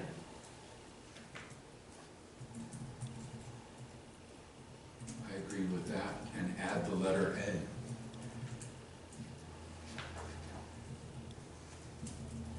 I agree. Bill? Yes. Cheryl? Yep.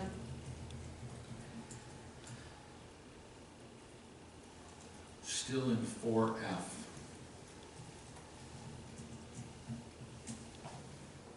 This is in the third sentence as I see it. Except to the extent caused by gross negligence of the township or its agents would be added. Well, actually, what's being added are the words, some words are being stricken, True. and the words except to the extent caused by the is being added.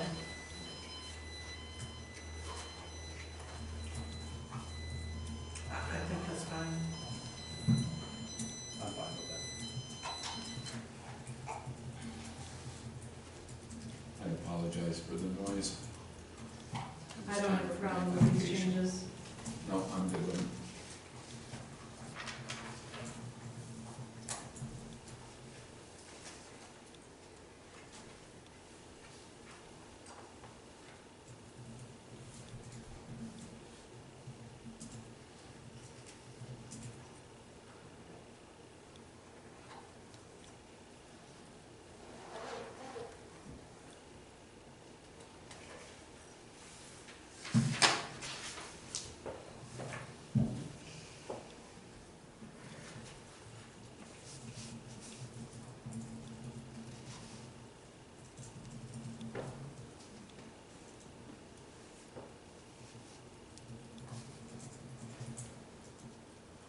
So does that move us on to paragraph 5?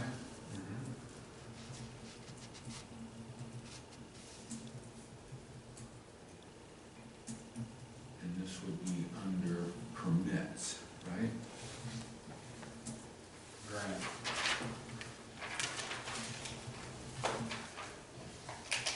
Grants. And the proposed change is that the words, instead of it saying the township hereby grants consent to the association's ongoing use of the township's public rights of way, it would say, the township hereby grants consent to the association and the association's employees, agents, tenants, licensees, invitees, and contractors. Ongoing use of the township's public rights of way for the sole purpose, blah, blah, blah. I don't have any objections to That's fine with that too. that addition. Yeah, I don't have a problem with it. I'm good with it.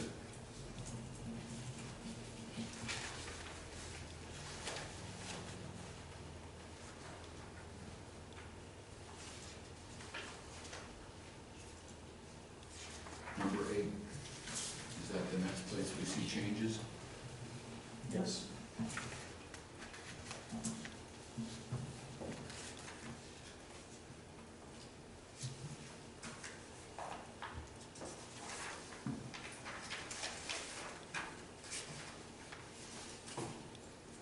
So there's some major changes here.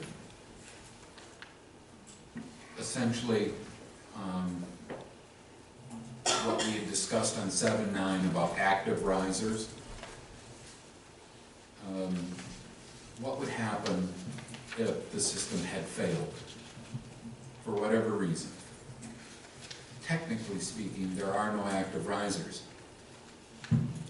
So how would the township levy special assessment against active risers? Originally, we had discussed how to divvy up this assessment. Do we do it by parcel number? Do we do it by riser count? Some that, riser count that Juanita had provided to us? Or do we just provide a number, like I think the treasurer had indicated was the right way to do it? So we kind of got information back that active riser is not acceptable for multiple reasons. And so I say we go back to the number of risers, how it originally was assessed. Is that your idea, Della, as well?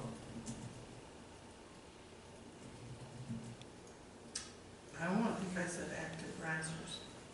You What's being did say used? active towards the end, yeah. Yeah.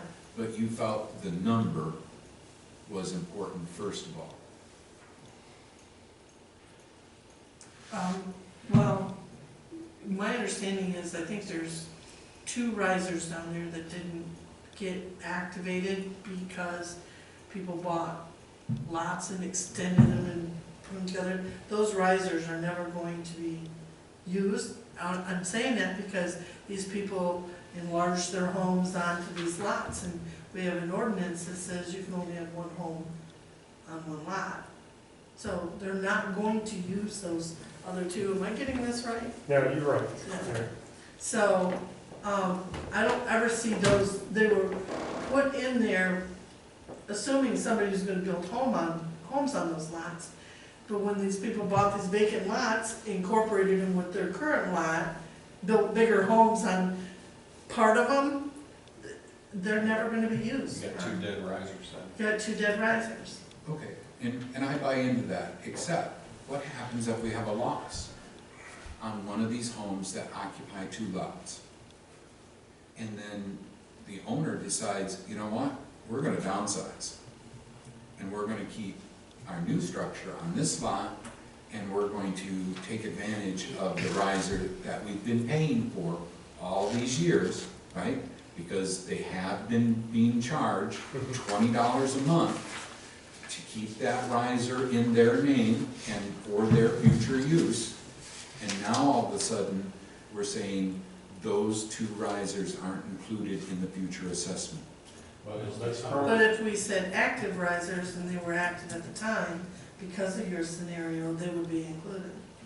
But we've already been advised that active is not correct. But What advice does wouldn't you that- go by? Please read your documents. It's here, Yeah, there's a lot on paragraph 8, so help me out, where's it at? you should see it in, Well, Jacob calls it out very clearly in his email, under paragraph 8. He's saying if the system is completely wiped out or abandoned, there's no active users.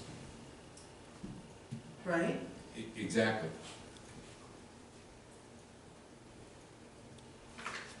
Well, isn't it really, I mean, before you even get to that, there's a problem that a bunch of this has been stricken and that there really isn't a decommissioning plan. That's the problem that our attorney has with this. So, to me, I think there has to be a plan, and so I don't know exactly what that plan should be. I'm thinking maybe the two attorneys need to go back to the drawing board on this one and try to work something out. Because it's not just about whether, if the entire system fails, that active risers would be levied on a special assessment, and if the entire thing fails, there's no, quote, active risers. It's not, that's not the big issue here. The big issue is that a lot of this has been stricken, and our attorney doesn't agree with that. I have. I'm sorry. That's okay. I think No, please. we'll start at the same time No, there. you first. I'm not so sure about sending this back to the attorney for the decommissioning of. I think we all agreed well, some of us agreed in the beginning that we were not going to be requiring them to set aside large sums of money. This is now their baby. If they choose to have the money set aside for a decommission, that's up to them. These people are going to need septics. Whatever's going to, I mean, if we have some tornado that comes through and wipes out that whole neighborhood, and I'm sorry, I should never have said that. I'm sorry, not good for my kid here. But let's say a natural disaster should come through and something happens to that whole neighborhood and they can rebuild. They're gonna rebuild and they're gonna need septic. We're not- I don't ever- decommissioning Lossy Drive. We're not talking about the whole system. Correct. We're talking maybe $20,000. If we have to pull the pipe out of Lossy Drive, it's $20,000. If we had to have the 40 people pay for it, we're talking $500. So if you think it's 20 grand, how did you arrive at that? I got feedback from John DeVoza, Okay. you know, of costs that, Anything in writing? nothing in writing. I got stuff from contractors said that they would pull it off, they would dig, Or cap it, Mhm. fill it, and cap it, but they wouldn't even, they talked they would never pull it out, because Probably. it impacts then the property that maybe somebody's driveway or something like that. But they said It would be made biologically safe, basically. for our business purposes, we were trying to come up, what would be the cost if we had to, and they, you know, they came up with, I think actually it was 15, but I rounded, but worst case. So, I think the issue is, from what I understand, the issue is that, there needs to be, there's a worry, there's concern that there isn't a decommissioning plan for the system on public property. So I believe that includes the Cook Road. That should not concern the township, though, that we are doing, we currently are working with the county. Okay, We have a separate agreement that okay, they're building a policy because we're in a greenfield situation, and it's Okay. taken longer than the normal permit requirements. So, but we approached this that the township agreements, we would negotiate with the township, the county with that. yeah, The DPW, we've negotiated separate. We even found out that road commission and the DPW are really not affiliated, they're two separate entities, Right. Oh, really, yes. when you're dealing with them. and then the DEQ, which we've done, Right, you know, they're very close with everything, right. but, you know, the portion I think, I didn't want it, and I apologize for barging in, but I was thinking we're getting this plan, I think the attorney's thinking, when we say that there's no active and things like that, we're only talking, the attorney should be focusing on Mossy Drive, in my opinion, not what do we Sure. do with Yeah, the rest of the system. right. And I Well- believe they have. I believe they have. That's my interpretation. Well, I think that what their concern is that the cost, so if you weren't using the system anymore, if you weren't using what is on Lossy Road Trail anymore, and so whatever is under the ground there should be removed, that if the MBRA didn't pay for that, didn't agree to pay for removing that, and the township was left with having to remove that, and there was some suggestion that the cost of that would be assessed by special assessment to all the active risers, and if the system isn't being used and there's no active risers, then there would be no way to assess So, MBRA. may I speak? Yes. So, yeah, the word, because I think Ron was the first one who said active risers. When I'm reading what was in the packet, it says active users.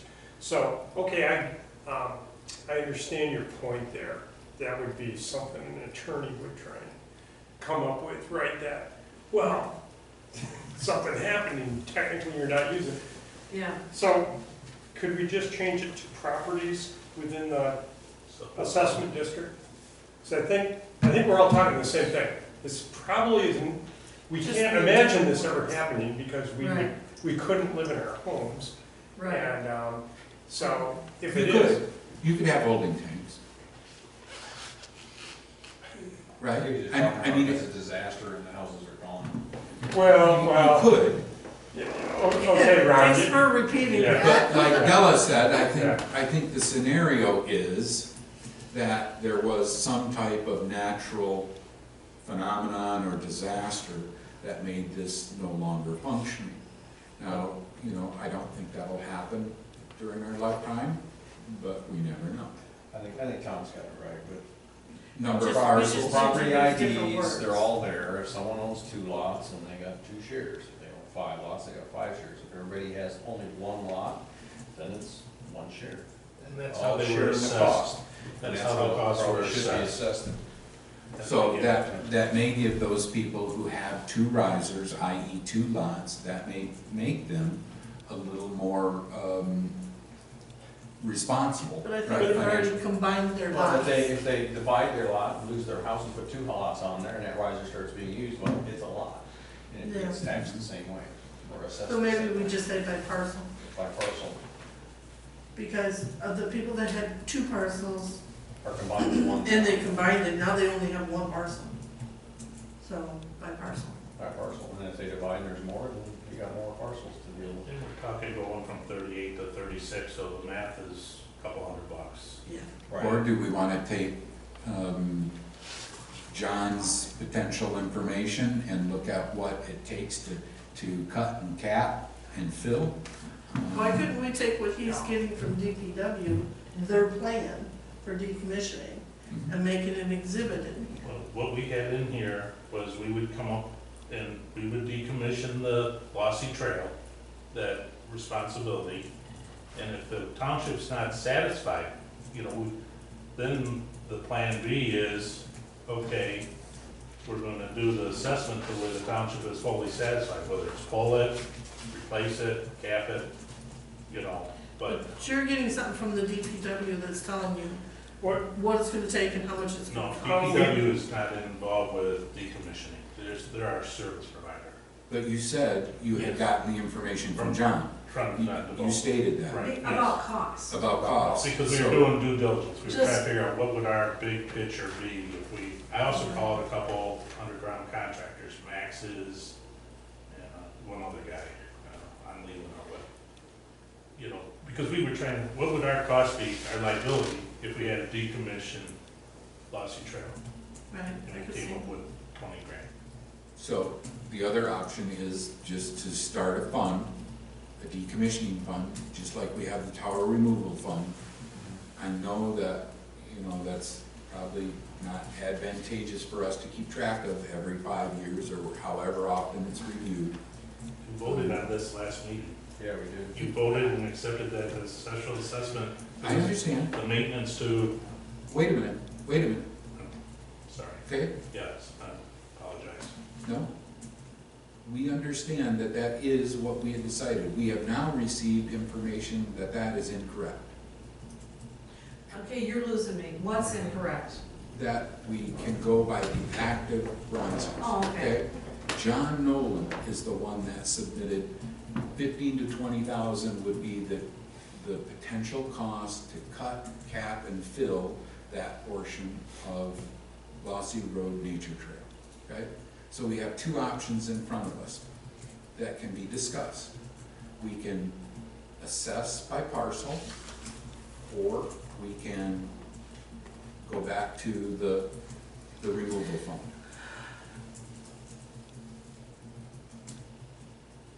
I think it's within them to come up with a decommissioning plan and submit it to us for approval.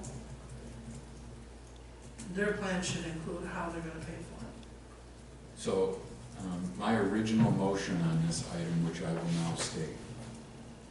Motion to have legal counsel Jacob Whitty and Okay, motion by Pop to have legal counsel. Jacob Whitty Mhm. and Ben Price negotiate a reasonable alternative decommissioning plan. Our attorney's been fired. We're no longer using our attorney. Acceptable to both parties. That's not our problem. That's fine. That's not our problem. No, I don't think we should be paying for something that, you voted for something and now are you gonna rescind your motion that's something you voted on the previous meeting? We have technically a We're plan. not going to entertain public discussion at this point because there's a motion on the floor.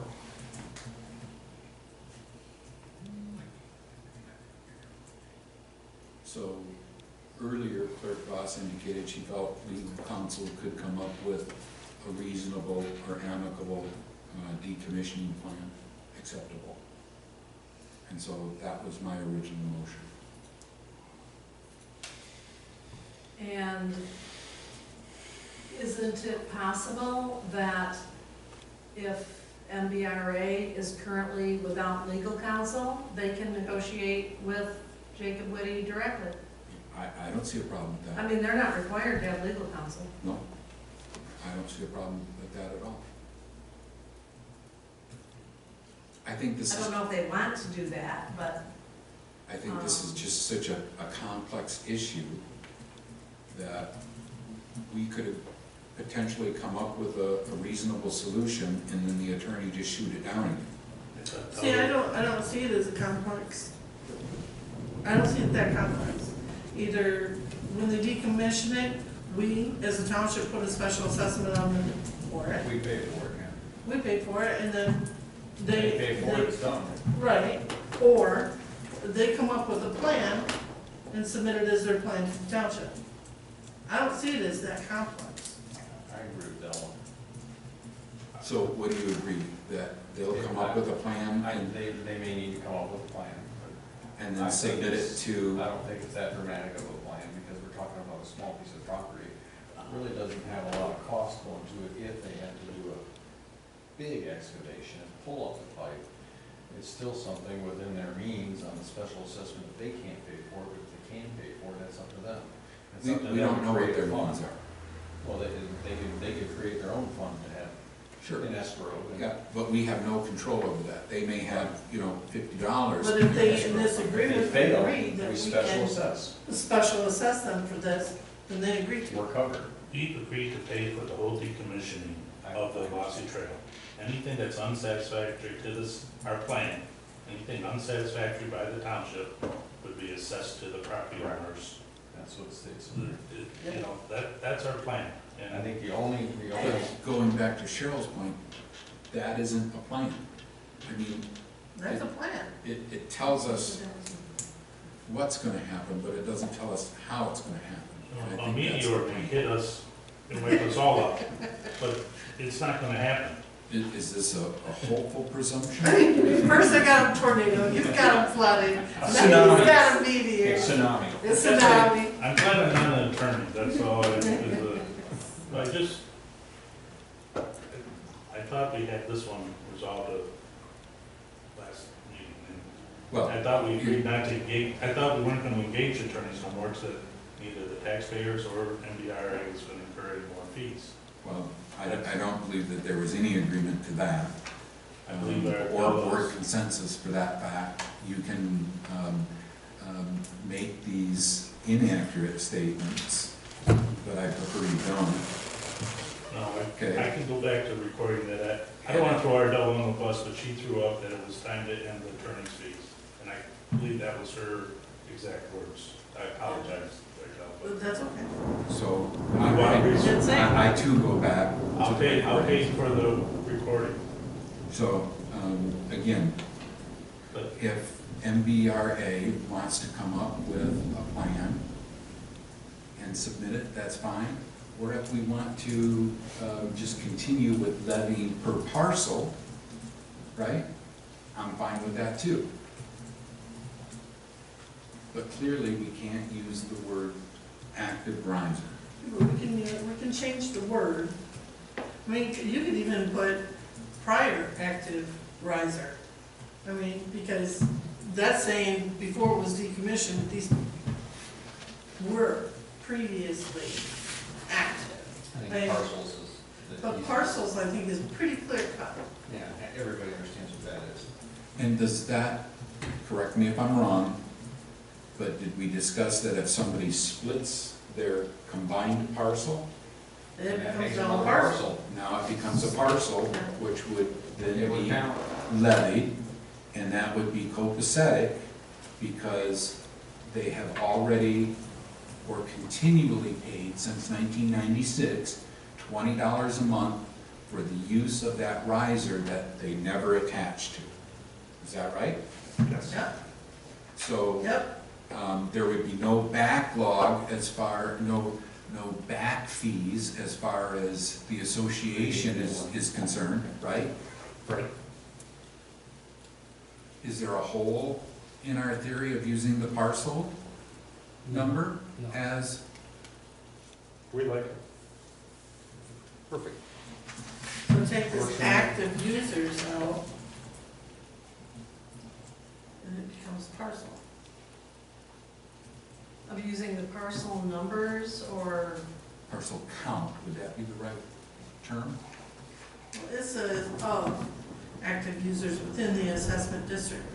But if we're going of parcels within the assessment district, you're just counting the parcels within that district that's gonna be assessed. So that covers it, just the word parcels. We can't hear what thumbs up means on the microphone. It's on the video. It is on the video, yes, yes.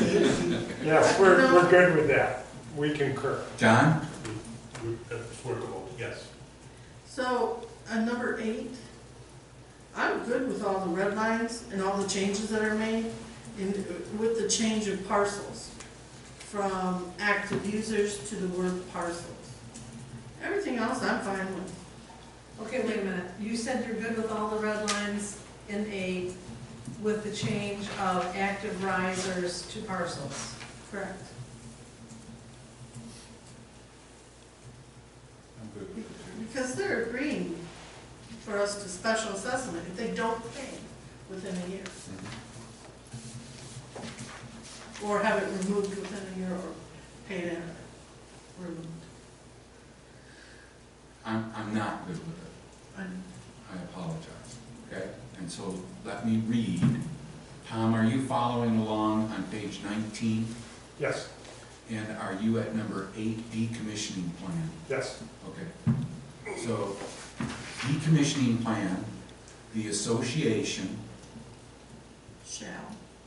shall properly decommission the system within the easement area as defined as Exhibit C.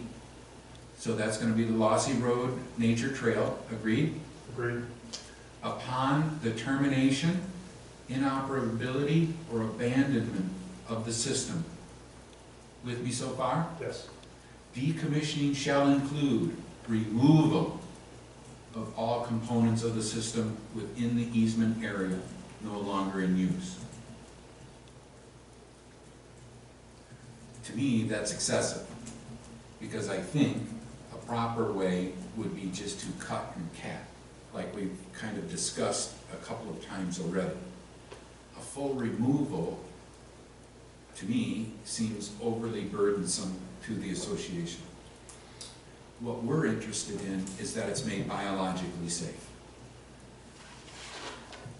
I think that's the concern here. I say they just remove it. Get it out of there.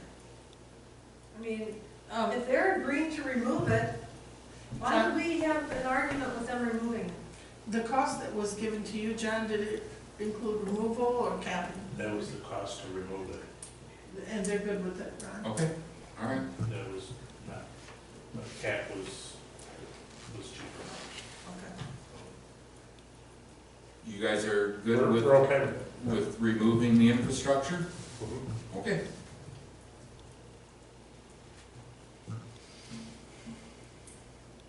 Then that's the best I could hope for. Okay, good, we're here to make it happy. And restoration of the soil within the easement area, and restoration of vegetation within the easement area within 1 year of the termination, inoperability, or abandonment of the system within the easement area. Right, yes, Extensions may be granted upon request of the township prior to, and it says that expiration, I think it should be the expiration of the 1 year requirement for decommissioning. If the association fails to timely decommission the system within the easement area, the township,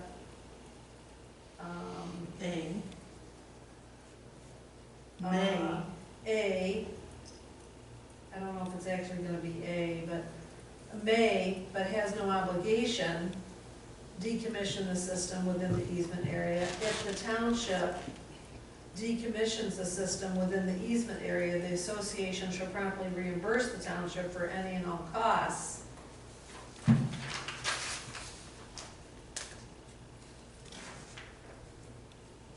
incurred by the township in taking such action. The association further consents to the township's ability to recover such costs, if not timely paid, through special assessments of parcels within the assessment district of the system to be assessed equally. To the extent any property owners within the assessment district are entitled to file objections to such assessments under any applicable law, the property owners, through approval of this agreement,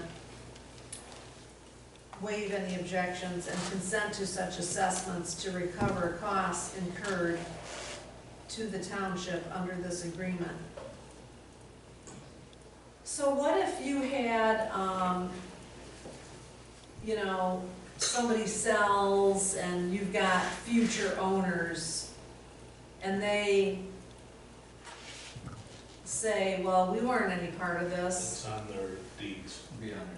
It's on their deeds. It's not, the sewer obligation is on every one of our deeds, that we need to be part of that.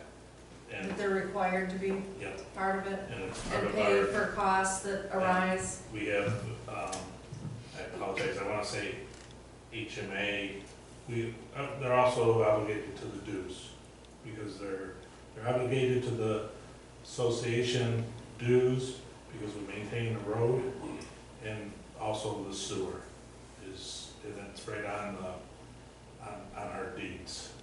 Mhm. And we also have bylaws that are registered that also refer to the obligation of all the property owners. I think you have a copy here, Township office.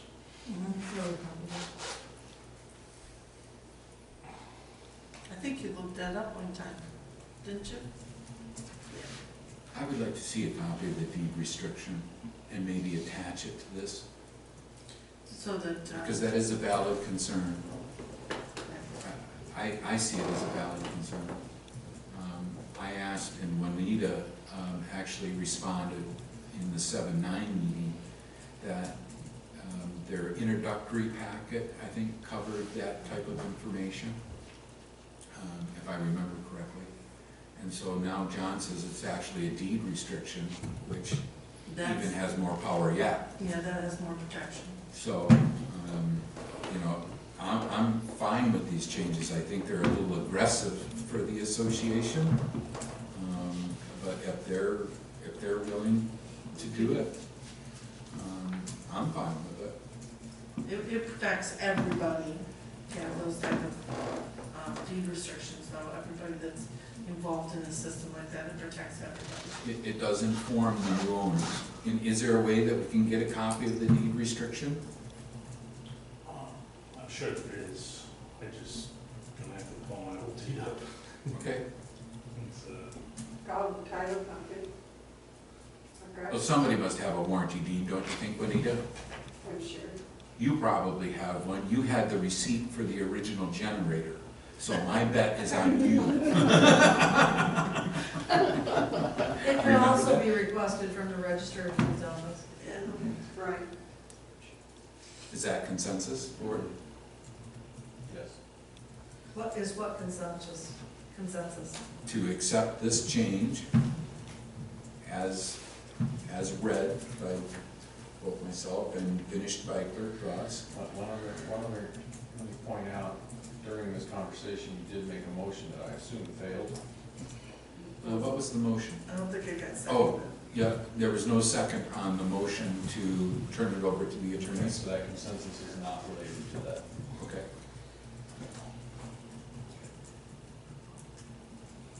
So, and then attach the deed restriction.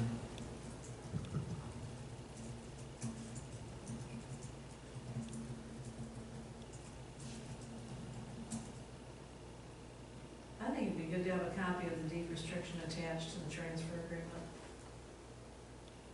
But how would we explain its existence?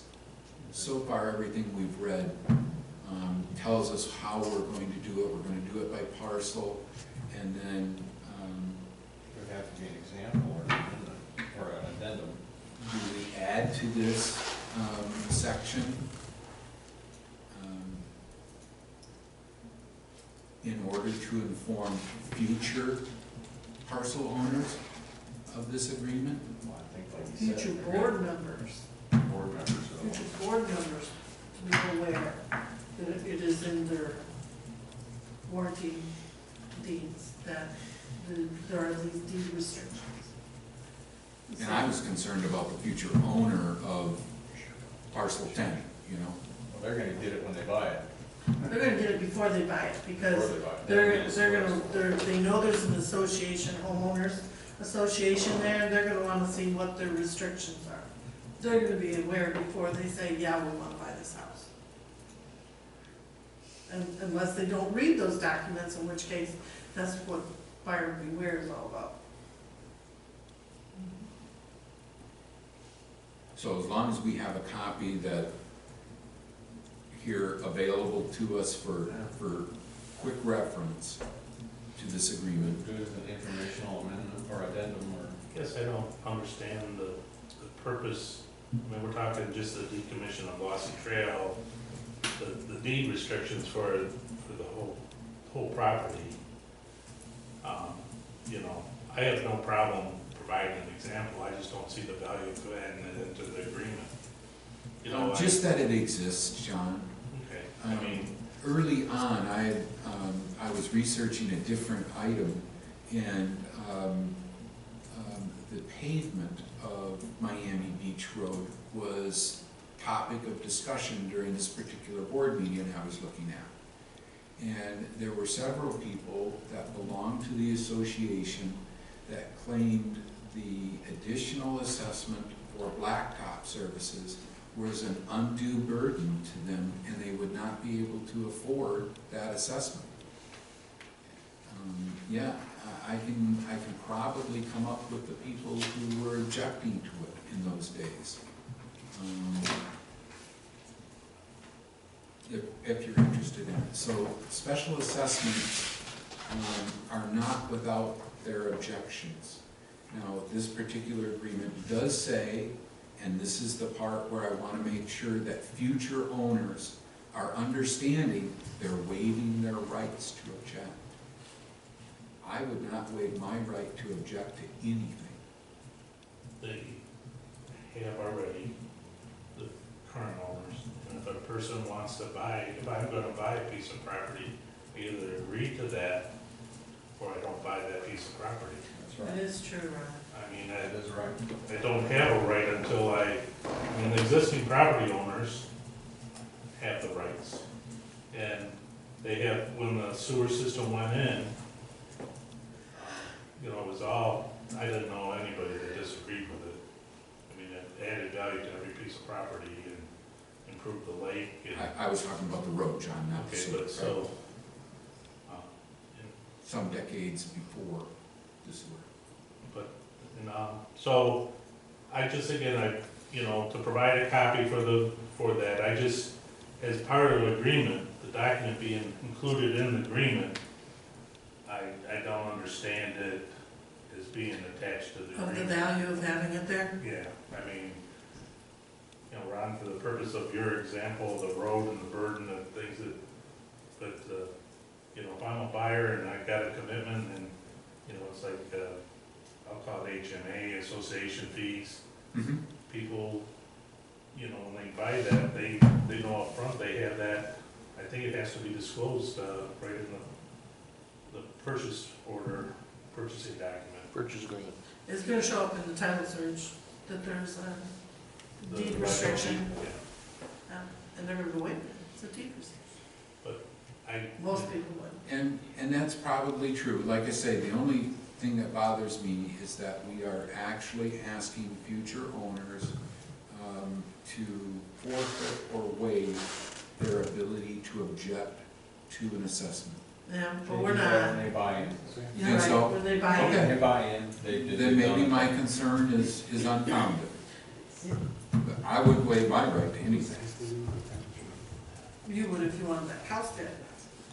There isn't a house bad enough. that I So want. is it, are we all agreeing to the changes, these proposed changes to paragraph 8? Yes, I am. Yes. Yes.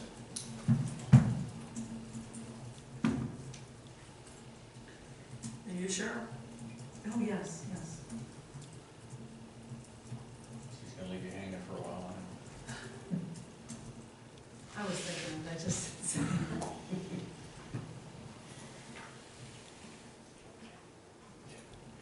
that's the complete document.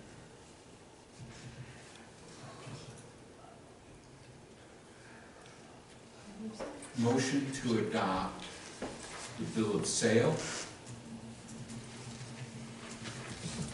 Miami Beach Road easement, transfer agreement, Miami Beach.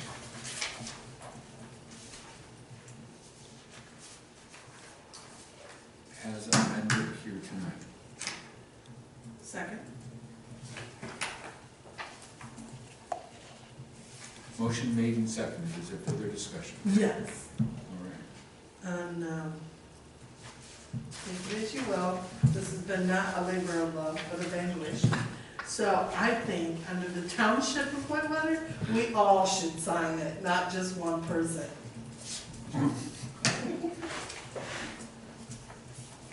that's a great idea. Well, I think that's the purpose of roll call vote. I understand that, but I like to see it in black and white. I'm fine with that recommendation. Paul won't be able to sign this. We were spot over for the man. Additional discussion. Roll call when ready.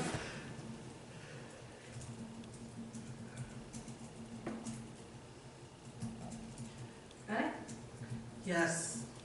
Goss, yes, Hubble is absent. Lawson, Yes. Pat, Yes. Motion approved. Adopted. Board comments or discussion? Second public comment? Motion to adjourn? I'll make that motion. Could I make, Oh, sorry, I was making a note, could I make a quick comment? no, wait a minute. I'm sorry. You are not controlling this meeting. This meeting, I realized the over. minute I said it. this meeting will be over as soon as Tom makes his comment. Tom Solzman, 9693 Miami Beach Road. So I just wanted to remind folks that we talked, we probably need to include both wording Lossy Road and Lossy Road Nature Trail, since that wording may be in transition in surveys and legal documents. And then Miami Beach, what we need to do is just run it through our membership for a formal vote. But, we can do that promptly, so I can get that word out to folks. So then, and then I guess I'll be looking for updated copies here. And is that going to go through Jacob Whitty or just you folks? Yeah, we just want well, we do have Word versions of the documents, we can make the changes ourselves. I'm happy with that. I was just wondering how it was going to happen. So, great. Thank you very much. So what is the next step? Do we just make these changes? And do we run them by Whitty again, or, Where's that her opinion? and we've either decided to follow or disobey his opinion, right? I think That's it's right. one subject that So, I say we make the changes and kick the document out. I agree. I agree. Cheryl? Yep. Consensus from me. Okay. Additional second public comment? Just real short, I wanted to thank the board for this whole process. It's been long and dealing, and I appreciate everybody's efforts in being able to finish this. So, thank you. Thank you all. Thank you. Thank you. Motion to adjourn? Seconded at 9:33 by Pop. You want that contract, you know,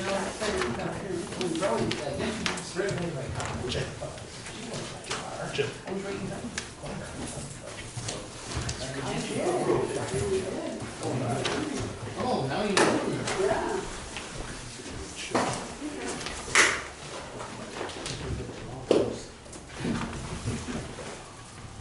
I don't know if it's safe when we cross the line. Lights are off. maybe like an invisible. Ron and Cheryl, this is my wife Kathy. Hi Kathy, how are you? Nice to meet you too. Nice to meet you, very nice to meet you. I wondered who you were back there. The silent cheering song. Yeah, there you go, yeah.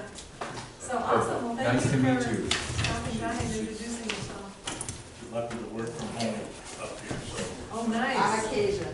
That is optimism, I believe. Good What is it deal. that you do, Kathy? I work for General Motors. Uh-huh. I'm a IT manager Oh, sure. down in the Warren Tech Center, so Uh-huh. just keep busy. We have some computer questions here. Oh. Are you available to moonlight?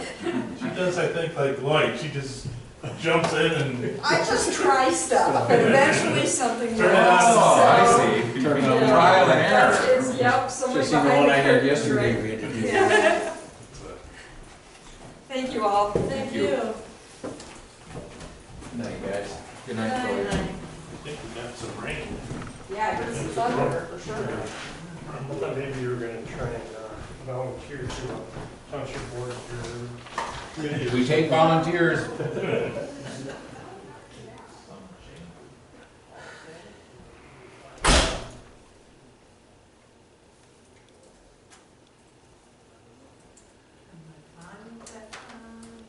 First time I've been warm all day long. What's going on?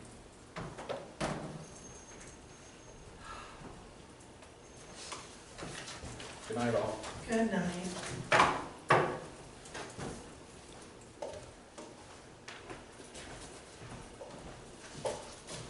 I will be here tomorrow, Cheryl. Okay, cool.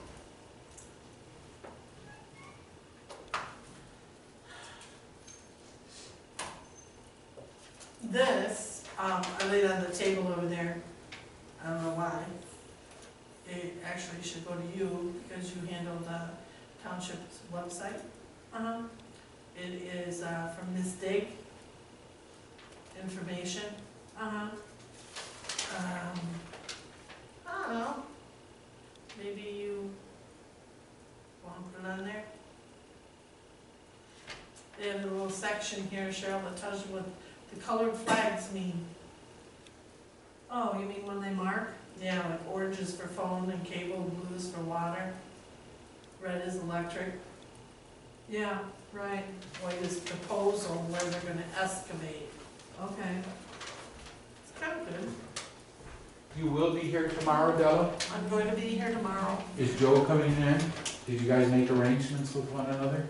Oh, JW Construction. he hasn't contacted me. Do you know if, he's fixed what the window size problem is? Yeah, he bought a new air conditioner to fit in the window, and then somehow, because he's also providing a bid to cut back the steel roof at the fire station. Not Chief Weber, but Chief Flynn said he has one that will fit the window, and it's just in his storage area and wants it out of his way. So, I don't care whatever way we go. It's small enough? Cause I take it it's gotta be smaller. This one, apparently the window doesn't fit by like 3/8 of an inch or something like that. So it's probably just how the air conditioner mounts in the window. No, it's the fact that the handles on top are hitting the window and not allowing the window to go open wide enough. Wide enough this way. Yeah, but I think it's only like 3/8 of an inch, right? And so a different unit might have a different mounting, I don't know. Well, a different unit has to be shorter It's smaller. to go in the window. Uh, I'm not sure by how much. So, But as long as they can work it out, yeah, okay, cause I can't go without an air no, conditioner. no, I wouldn't either. I wouldn't either. So, I'm So- surprised Joe didn't touch base with you, because he was in on the emails that you said there were no office hours today. And I thought I said something about tomorrow. No, he didn't respond. Okay, See, I thought it was, I didn't realize he was tagged in. all right, well, we'll leave that up to him. Thank you. Good night. No, this is the video camera is in here. So can I just give this to you then? What is it now? It's from Miss Big. Oh, yeah, I saw you sent me an email about that. What are we supposed to do with this? Don't do that. Oh, gosh. I don't even have the kiddos. I'm just put this on the website, this document, scan it, put this on the document, the website? Yeah, that might be an idea. I'll do something with it, well, it's not a high priority item for me, but I'll get to it one of these days. I don't even have the kids tonight, and I couldn't even enjoy it. Yeah, no kidding.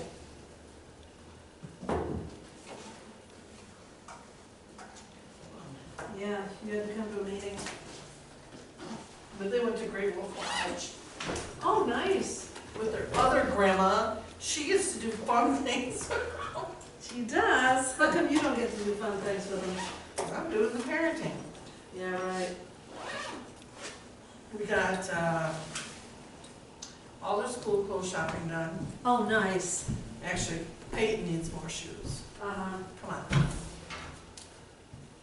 Her mom says to me, oh, you know, those tennis shoes are good. Why do you think you need more? I said, because every woman needs more than one pair of shoes. Come on. You might kidding. Yeah, She just laughed at me. yeah. Peyton, of course, agreed with me. Yeah. I don't have enough shoes, but I hardly ever go shopping. I don't know, I'm not into shopping. I go and I absolutely have to have something. I don't know, I don't get that. I want to show you this print picture that I bought I bought it down at it's the barn out in Leelanau County at the D.H. Day Park. That's beautiful. This is the Milky Way. Well, you know, I've talked about that John Cuvillar, and you've actually met him here. Yeah. His son does photography. And I ran into him, I didn't know he was going to be down there at the Cherry Festival Craft Show. I was down there, and I'm like, hey, I know that guy. And it dawned on me who he was. Well, he had this in a smaller one. I wanted, maybe it was bigger. I wanted this size anyways.